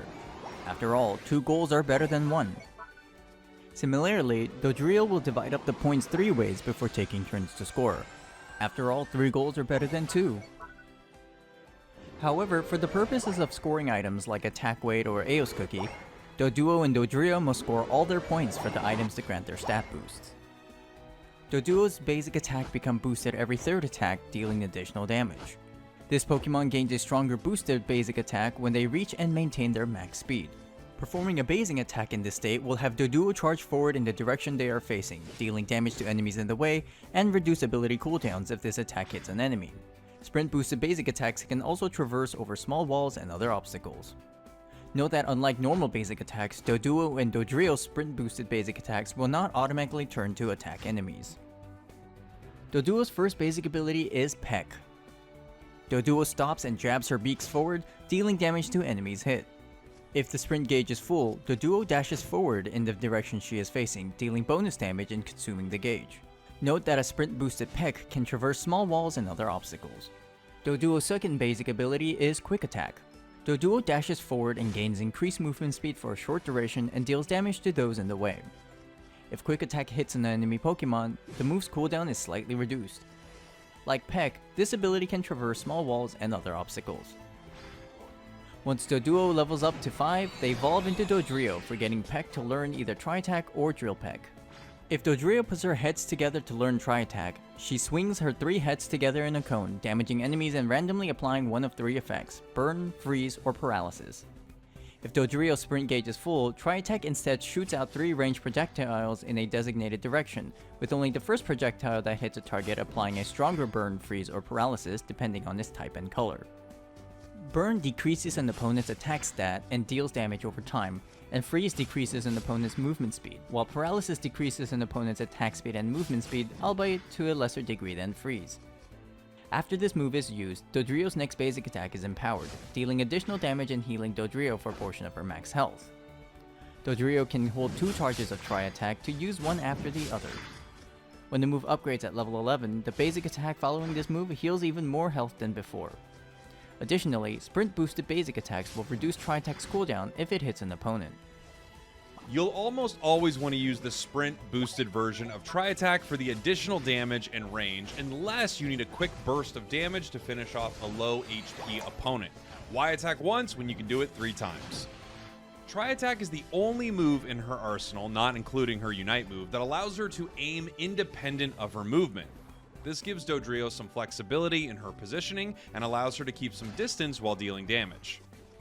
Though the debuff effects are random, you have a pretty good chance of slowing your opponents with this move, making it a decent option for chasing and escaping. Tri-Attack is often used to soften enemies up for you and your allies from the outskirts of battle before charging in with your sprint, boosted basic attack, or other abilities to finish them off. If you're feeling peckish, Dodrio can instead learn Drill Peck. Dodrio drives her sharp beaks forward, dealing damage with each of her 3 heads. If the move is used while going full speed, Drill Peck shoves enemies forward, consuming the gauge, and rapidly deals damage to enemies based on the percentage of their max health while moderately reducing incoming damage during the dash. When the move upgrades at level 11, Drill Peck's cooldown is significantly reduced and additionally heals Dodrio for a portion of the damage dealt to opponents. Once again, Drill Peck on its own may give you enough damage for a quick KO on a low HP opponent, but you'll almost always want to be running at top speed for the extra damage and the massive push that you get. Compared to Tri-Attack, Drill Peck requires Dodrio to be in the thick of the fight. Its shove, along with its high damage, makes it ideal for initiating fights or following up on allies. Or it can be used defensively to push opponents away from your allies or important objectives. In order to get the perfect angle of engagement, you may want to circle around the battle space to try and hit as many opponents as you can at once. However, be wary of abilities that slow or hinder you, as it will drop your sprint gauge, effectively nullifying your engage potential. A well-placed Drill Peck can sometimes single-handedly turn a fight or skirmish into a runaway success. And that's what Dodrio does. It runs away. Successfully. Once Dodrio reaches level 7, she forgets Quick Attack to learn one of 2 sprint gauge recovery moves, Agility or Jump Kick. If Dodrio learns Agility, she puts some nitro in her steps, gaining a decent increase to her movement speed and gauge fill rate for a moderate duration. When the move is activated, Dodrio briefly becomes immune to hindrances while jumpstarting her sprint gauge by a fixed amount. However, when the move upgrades at level 13, Agility instantly brings Dodrio to full sprint. Agility is one of the 2 ways Dodrio can quickly get from 0 to 100 and make use of her full sprint gauge again. Skilled trainers can preemptively use Agility to try and cancel out hindrances thrown at Dodrio, but it's generally best used after depleting your sprint gauge. The added speed lets Dodrio stay extremely mobile and allows her to dodge abilities and reposition effectively. Make use of the boosted speed gain to string one sprint boosted basic attack after another to either escape from harm or rapidly reduce your cooldowns. If trainers want to give Dodrio some hops, they can teach her Jump Kick instead of Agility. Dodrio leaps feet first in the direction they are facing. On contact with an enemy Pokemon, Dodrio uses them as a footstool, dealing damage and stunning them briefly and leaps away or over them. Enemies in the landing zone take damage as well and are moderately slowed for a brief duration. Dodrio can also use walls and other obstacles to launch herself into the air and can choose which way she leaps.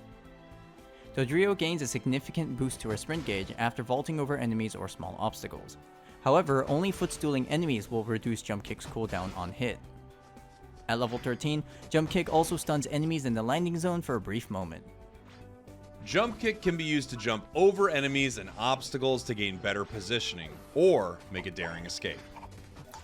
Like Agility, this ability's main purpose is to boost and keep your sprint gauge at full. Trainers who can land Jump Kick consistently are rewarded with the ability to combo Dodrio's abilities and sprint boosted basic attacks together for big stuns and big damage. Missing this ability grants no boost and can leave you in a less than ideal situation with little to no escape, but so can losing speed after you make your jump. But don't worry if you can't get it at first, it definitely takes some practicing and getting used to before you're good at it. Remember that this ability isn't aimed independently, but rather is aimed in the direction of movement. Make sure you're aware of where you'll be after using moves like Drill Peck or your sprint boosted basic attacks so you can move accordingly.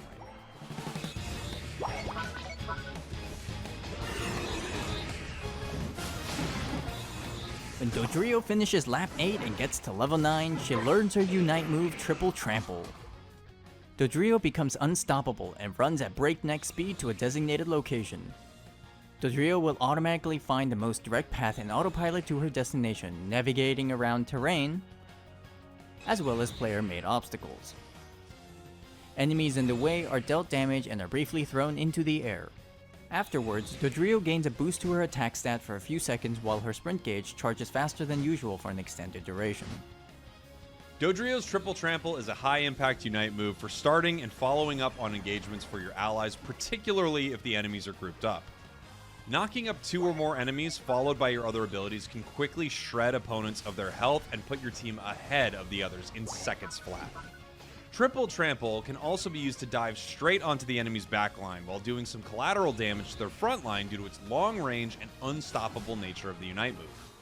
However, the further away the trainer sets Dodrio's destination, the more aware trainers will have to be about how Dodrio will path to the location as well as how long it will take. Using this Unite move from long range carelessly can force you to join the fight at an awkward angle or an inopportune time. The Unite move can also be used in a pinch to run away or maybe even turn fights around, but as always, your mileage will vary. When the game starts, Doduo can be effective in lane, making use of her sprint boosted basic attacks or Peck to secure wild Pokemon KOs. Her unique scoring mechanic also makes it easier for her to score goals compared to most other Pokemon, as oftentimes you can simply keep scoring at least half your points until your score speed becomes too quick to stop. Doduo is extremely agile, as both Quick Attack and her sprint boosted basic attacks can serve as a dash to create distance between her and her opponents. However, Doduo can also be played in the central area to gain a fast track to evolution and gain access to her primary damage abilities.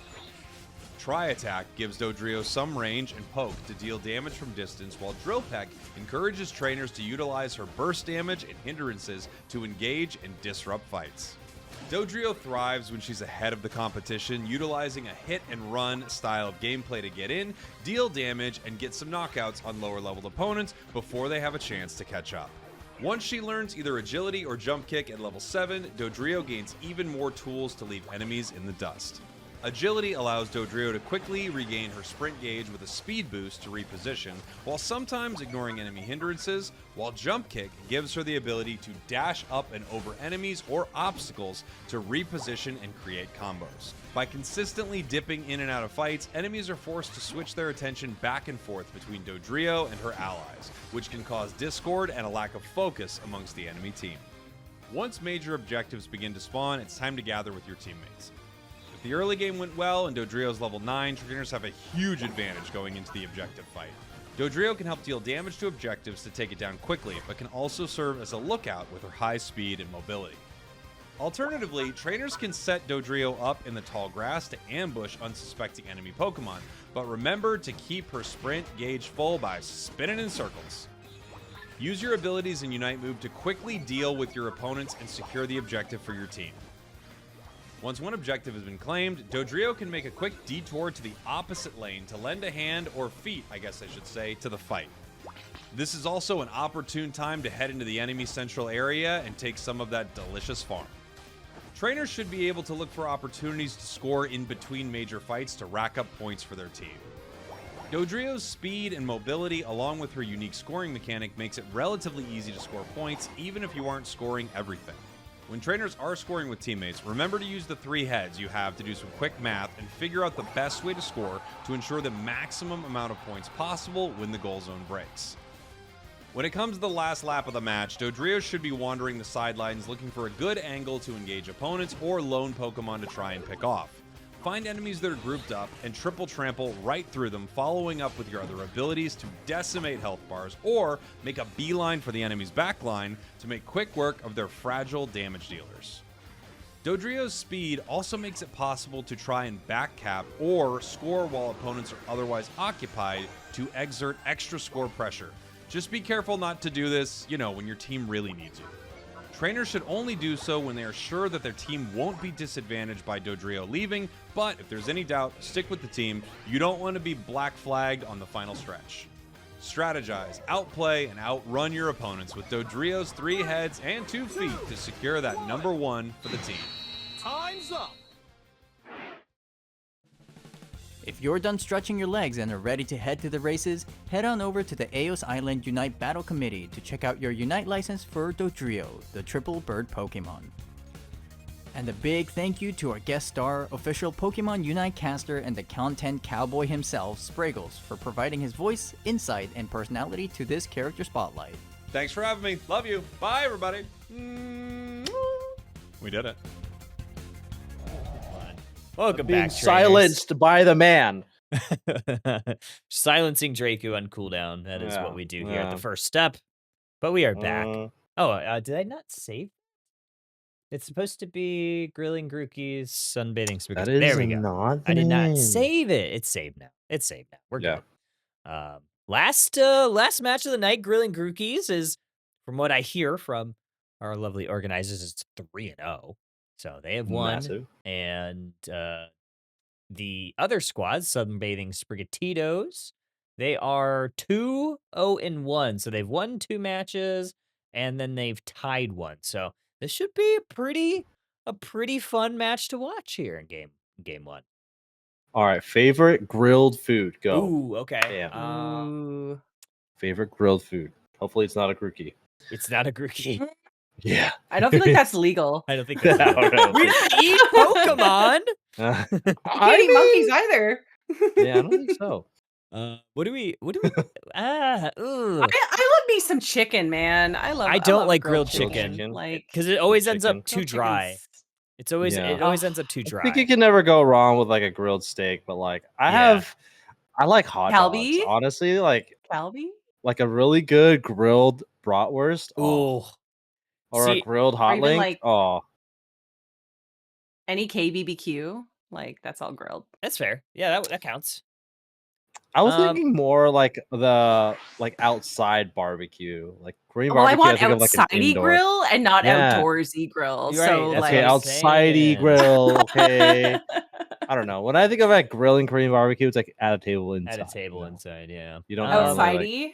I like Yeah, I like a outside. good Outside-y. bratwurst, but I am the type of person when I make bratwursts, what I do is I boil them in beer first to get them cooked, and then I Wow. grill them just to get the char. and then you drink the beer is crazy.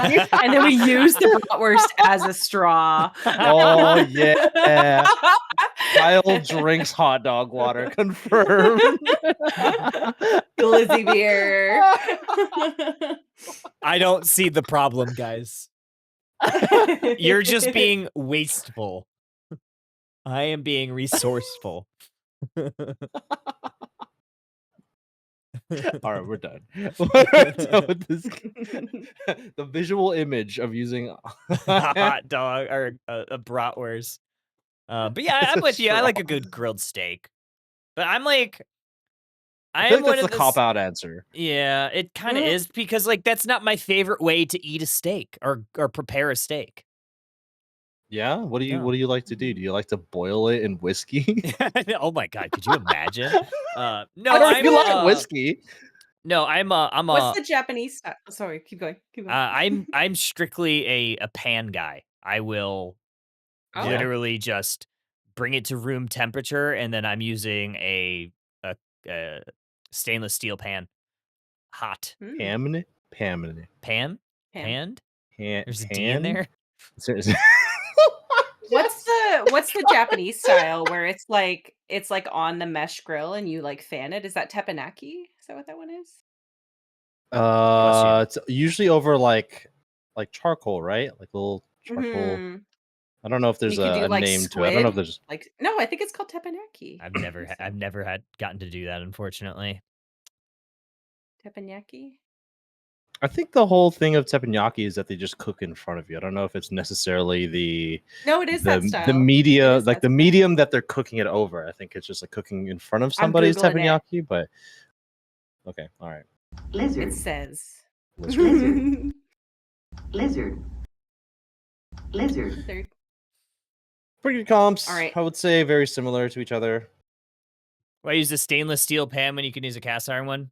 It depends. Depends on what I want to do. I like Wait, cooking on stainless steel.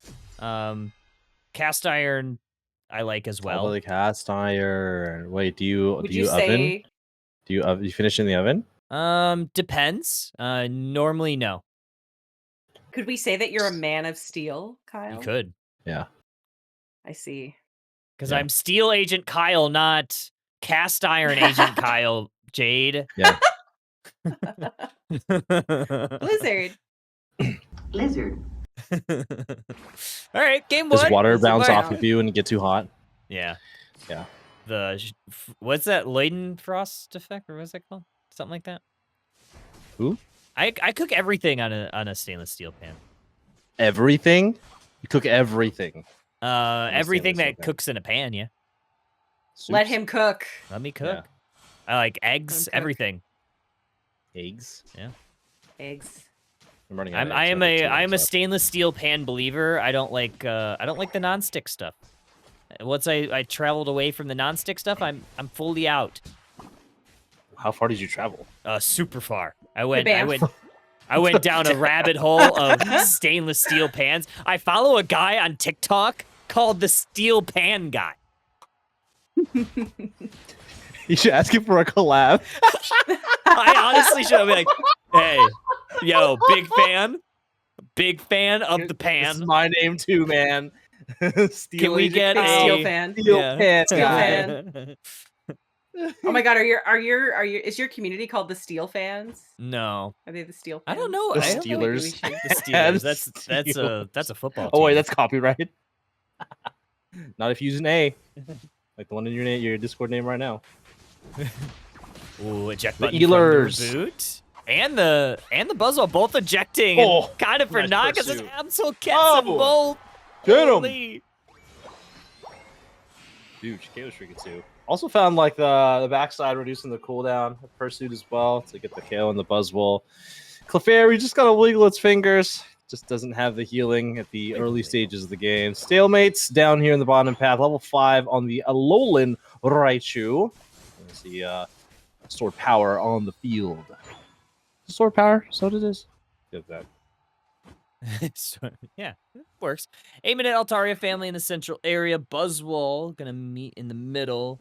Rhydon looking for a charge beam. Gonna connect on that Alolan Raichu. Looking for some last hitting on this Altaria family. Gonna be captured over to the side of the Sunbathing Sprigatitoes, but it's the Grilling Grookies that are gonna find 2 KOs.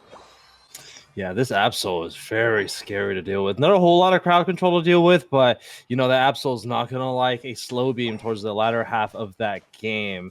The Unite move always so devastating for locking down a carry like Absol. Pokemon we don't see very often. It's definitely not Dreadnought, as you can see here. Dreadnought doing their best impression of a Miraidon. We haven't seen Dreadnought in quite some time. It is a lizard. Is it a lizard on a motorcycle? Wait, is it on a motorcycle or is a motorcycle? I think it this lizard is is a motorcycle. Yes. Yeah. Have you seen the Honda Miraidon and Koraidon motorcycles? I did. Street legal. You know, like I Street never legal? thought Does that I would pass want. fog? Yeah, I never thought I would want to be a motorcyclist, but I'm debating. Motorcycle Kyle. Biker guy Kyle. Biker guy, biker boy. Oh, look at that Snorlax going down. Alolan Raichu gonna just drift on away. But this Registeel is going to reset. Miraidon going to be the one to fall there. Absol, Unite move, finding a couple. Finding the Alolan Raichu. Clefable going to be next on the chopping block. And that is a triple KO for this Absol.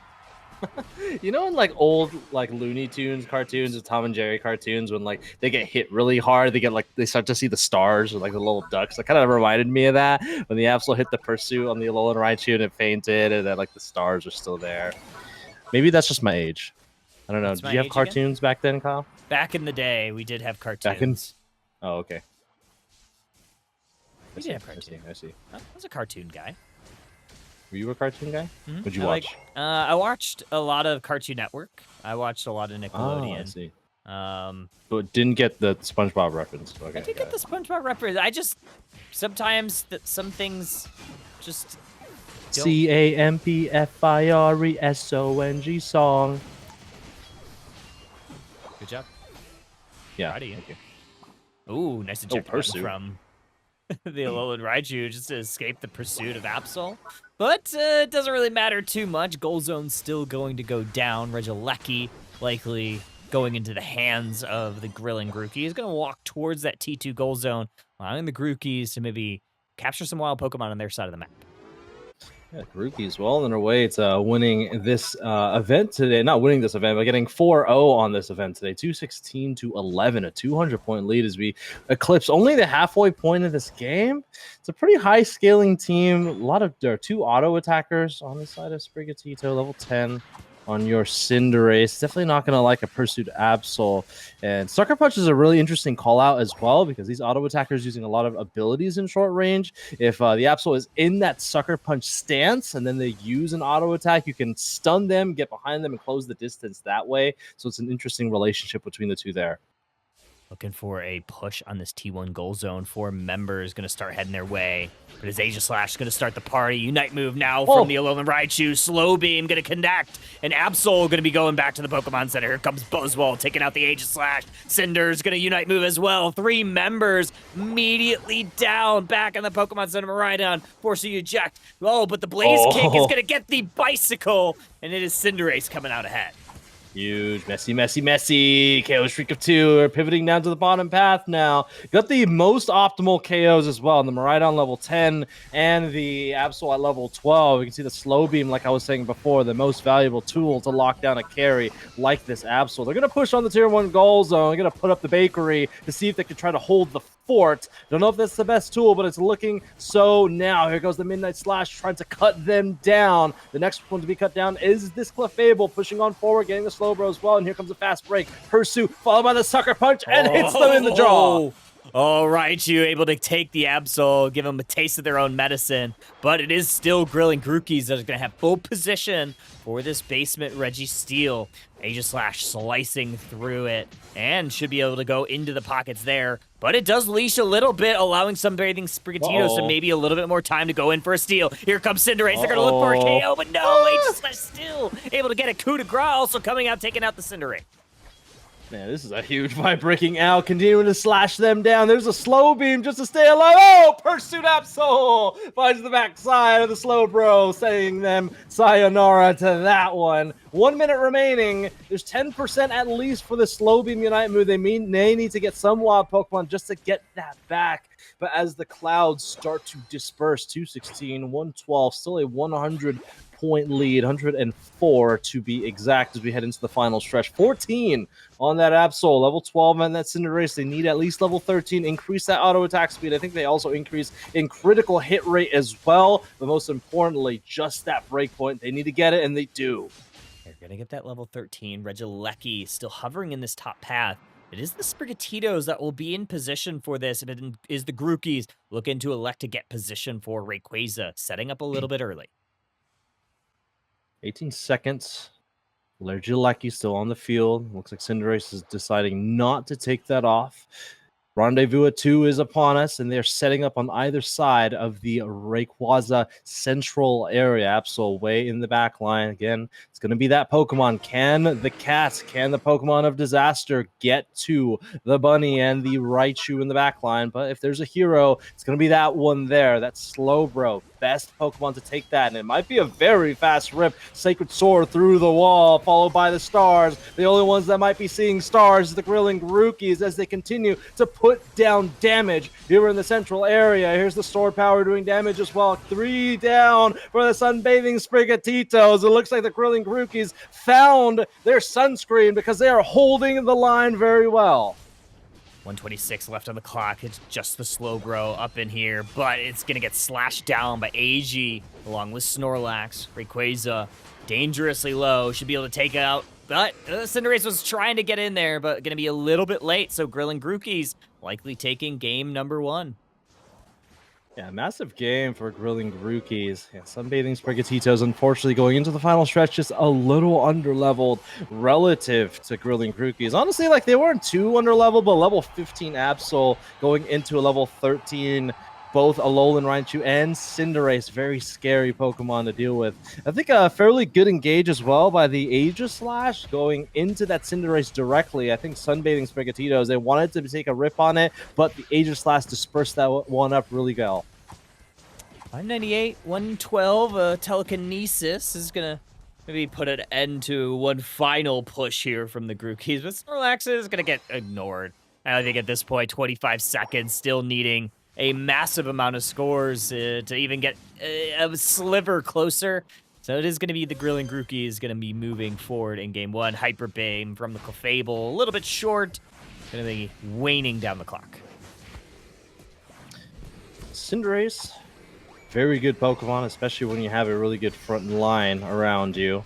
But a couple of really good attacks, honestly, by the Absol, picking Sucker Punch rather than, I think it's Psycho Cut is the secondary ability you can select there. But you can get that stun. You can also close the distance very well and then follow that up with a Pursue. It's a lot of mobility just between those two abilities that Pokemon has. 622, 128, a 600 or so point lead in game number 1. Grilling Grookies has found their flame. Toothless on the Absol, 11 and 8. Pretty nice. I mean, we saw that Pokemon really get off to a quick start and never really looked back. I mean, there's a big moment there at that first 850 birds up in that top path where they found 2 KOs of the damage dealers, and from there it was pretty much on. 73k damaged, dealt only 26k taken. But the thing that I'm also kind of looking at here, Draco, is this Miraidon dished out more damage and even took a little bit less. So there was really no answer to this Pokemon from the Sprigatitos. Yeah, it's a Pokemon that's fairly quiet. It's a Pokemon you probably won't get a ton of KO streaks or anything. It doesn't have very many flashy abilities, but it's very consistent. I mean, I think it was one of the Pokemon that help many of the teams in the UCS win majors. It's a Pokemon that's very consistent in the attacker position in the bottom path. But yeah, 88,000 damage. It's definitely nothing to scoff at. 32,000 damage, kind of a struggling game for our Buzzwole. Maybe is the only Pokemon that can really get to this Absol. But valiant effort, though. I think they found the Slow Beam on the right targets. I think just in the end game, it fell apart for them. Yeah. You're clear, Bina. Yeah, I think also when we started Rayquaza, Slowbro didn't have their Unite move, and the Grookies were well aware of it. They felt very confident to go ahead and take that fight. And they pounced on it very quick because they still had that Registeel buff as well. So they had that special attack buff, and they knew that Slowbro didn't have it, and really they were off to the races the second Rayquaza hit. You know what also makes a huge difference? What's that? Grilled onions. True. Grilled onions is like slice them down the middle. Probably the one of the most unbeatable grilled vegetable. Yeah. Grilled onions. I literally just like slice it so you have like that whole onion brick and just throw that bad boy on the grill. Yeah, and they just eat it like an apple. Honestly, yes. I love grilled onions. So good. The Absol might be the next Overlord. Maybe. Maybe. It might be Overlord themselves. Who knows? Yeah, it might be. Yeah. Oh, all right. Lord Going of the into draft. Soul. Let's do it. Pressing the button. Game number 2. Gang. I need to Give them a point. Sunbathing Sprigatitos. They might need to get a higher SPF because getting burned. Dang. Game number 1. Yeah. What Banning- SPF do you banning need, some- Kyle? 30 at minimum. 3? 30. 30. 30. 100? 300? It's crazy. Sometimes 50, depending on where in the world I am. Mm-hmm. What about in Anaheim? I'll definitely have 30, depending on how much we're outside. We might not be Oh, outside okay. a lot though, so I might not need to have a ton. We'll see though. Hi, We Floof. shall see. Floof is here. He is Hi, joining. Floof. Floof, do you want Is to he say biting hi your to toes Drake? again? No, he's sitting Biting on my toes lap. again? He's sitting on my lap. No biting of the toes to be had today. No, he's being very well behaved boy because he was very naughty during the day. He knocked over like a bunch of stuff on Kelsey's desk. He Wait, did he demanded- do like the what's it called? The classic cat example of just like tapping things across the table? Mhm. Talking. Yeah, that's what he does. He's a little chaotic sometimes, but we love him. Mm-hmm. I see. See the bands here. Oh, Right Absol. on the Yeah, I game. think an Absol target ban is definitely appropriate. But I am liking.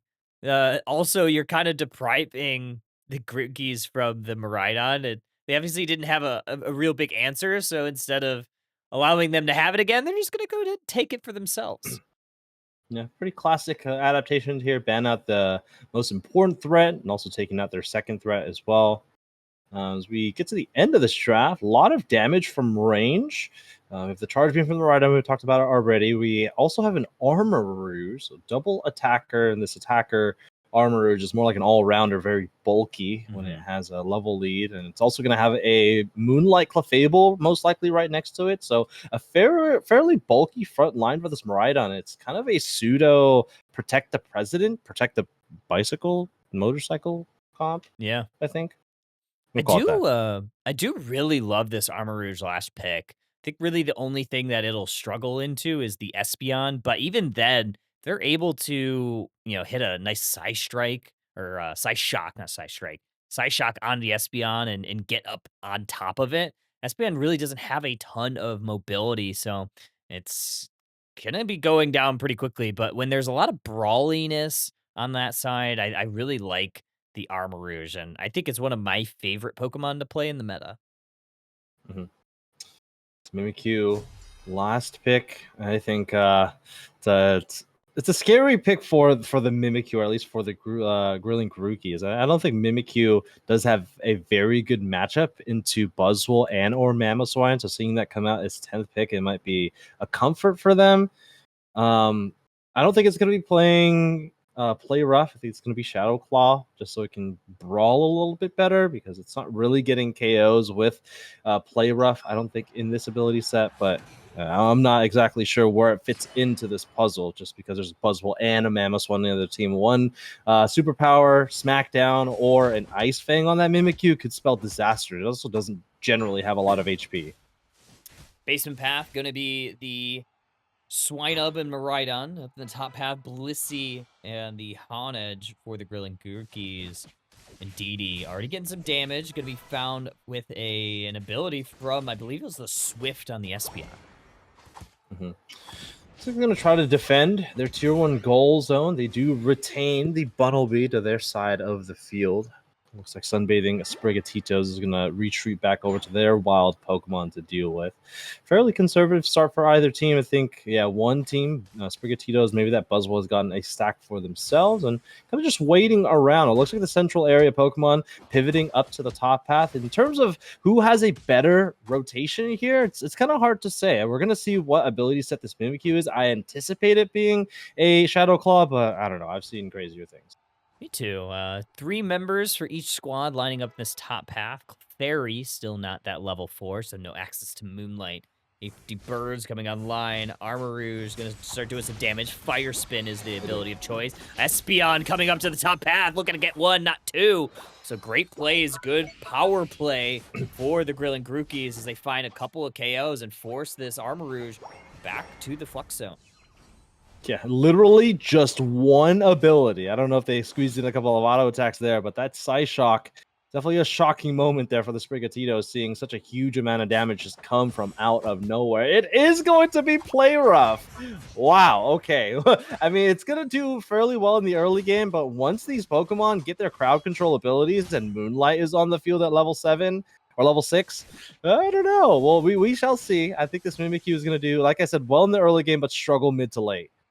8-minute Altaria family into the central area. Snorlax going to put some damage. Heavy Slam directly onto that Armarouge. Miraidon going to Charge Beam, chunk down. Buzzwole able to close out that KO. Now focus attention onto the Espeon. They take them out as well. So that's going to enable Sunbathing Sprigatitos to press on a little bit forward. They do exactly just that. They're going to grab the blue buff, but Blissey salvages that one.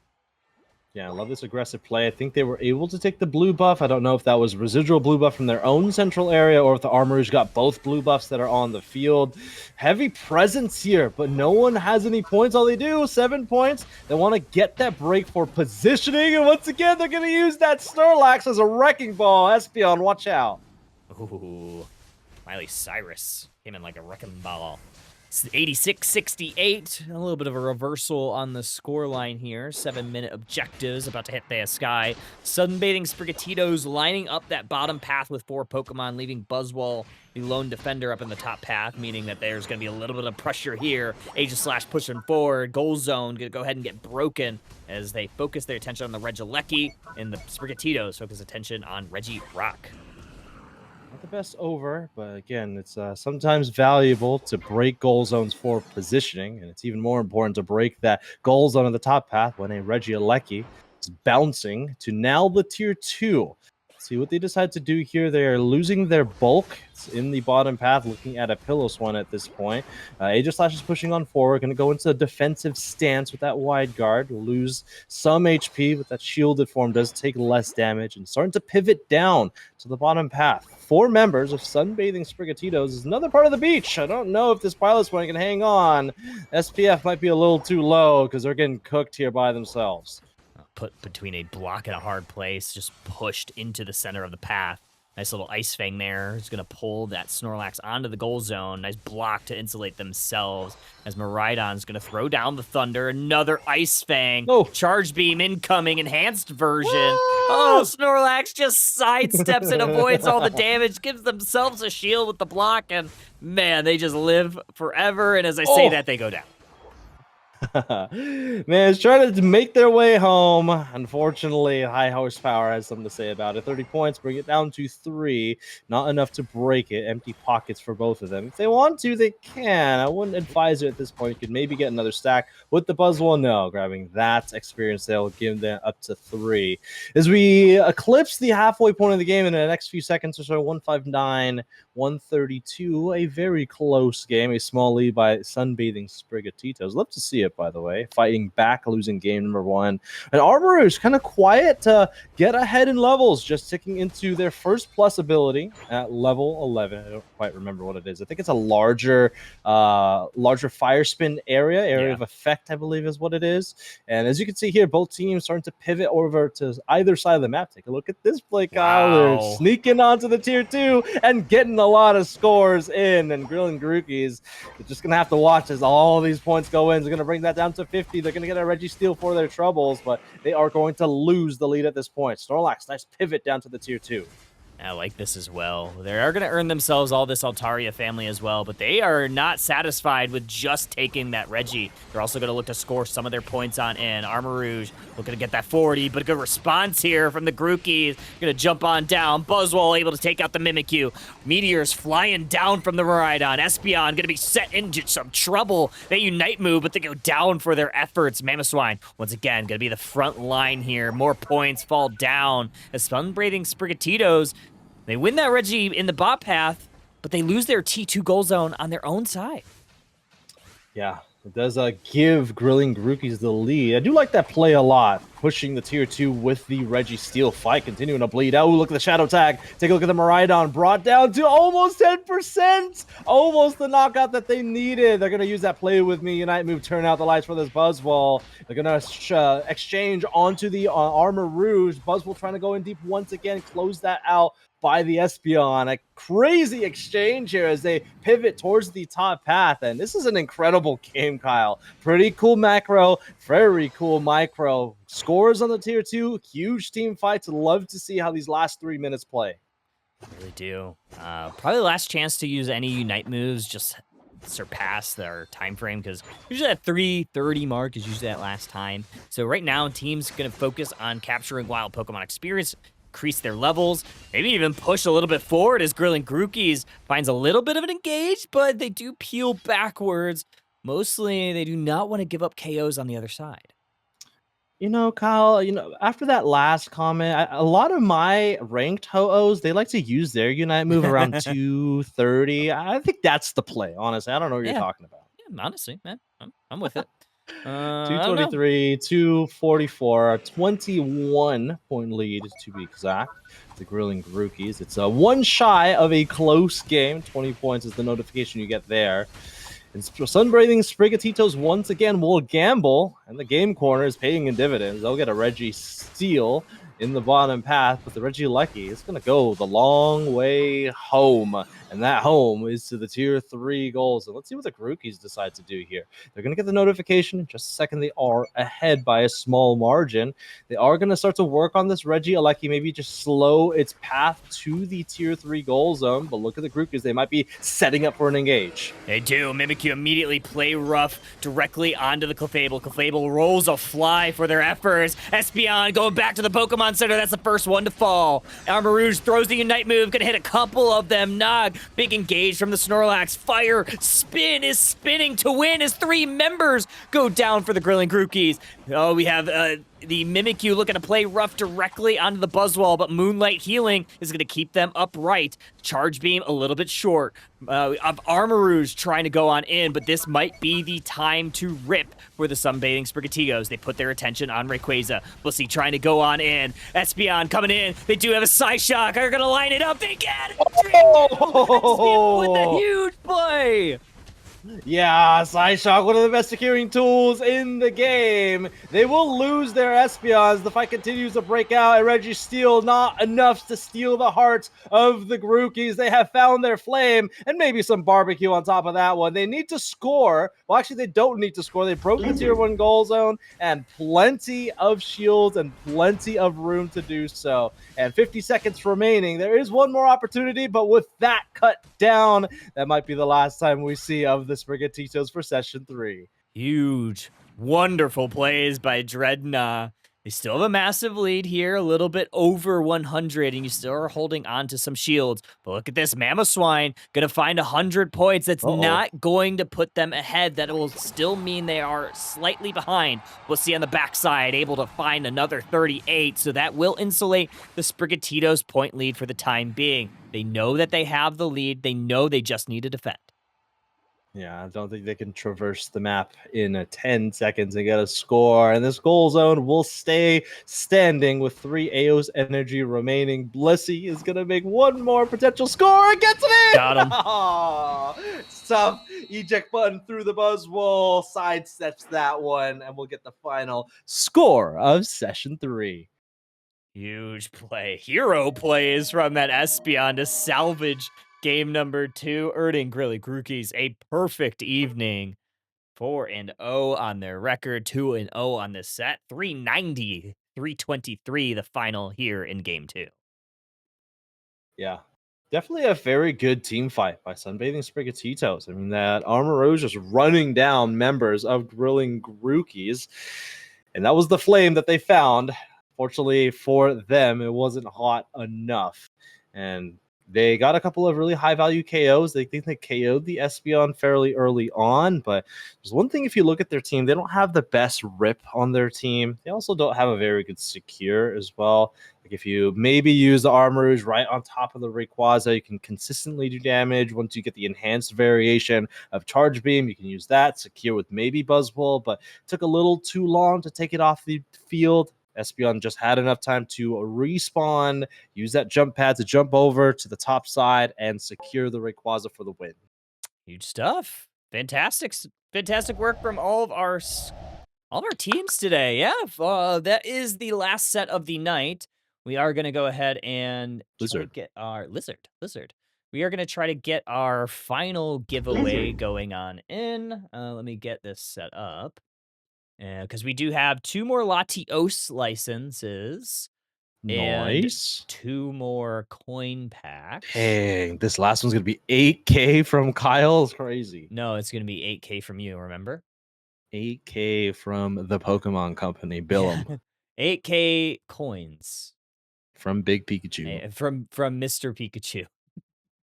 From Big Mr. Pikachu. Mr. Big Pikachu in the Pikachu. sky. All right. Lizardon.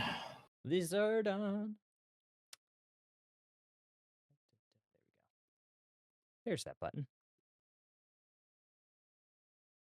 Start. Yeah, grilled mushrooms and grilled onions. Oh, I'm a fan of grilled mushrooms. I like mushrooms. Like a grilled portobello. Oh, yes. Mr. Chu. All right. Latios licenses will do. Okay, here's the question, Draco. Do you do Latios coins, or Latios coins? Yeah. Okay. All right. Latios coins. That is the play. All right, we spin the wheel. Whoever it lands on is earning a Latios license courtesy of the Pokemon for the code. Hashtag gifted by Polaris513. Nice. With an asterisk. That means that they are said that they were comfortable shot calling. Nice. Alrighty, next one for coins. 5,000 Aos coins going over 5,000? to Danny in Dallas. Dan in Dallas. That sounds like a band's name. It does sound okay, right? Alrighty. Last Latios license of the day. Latios. Latios.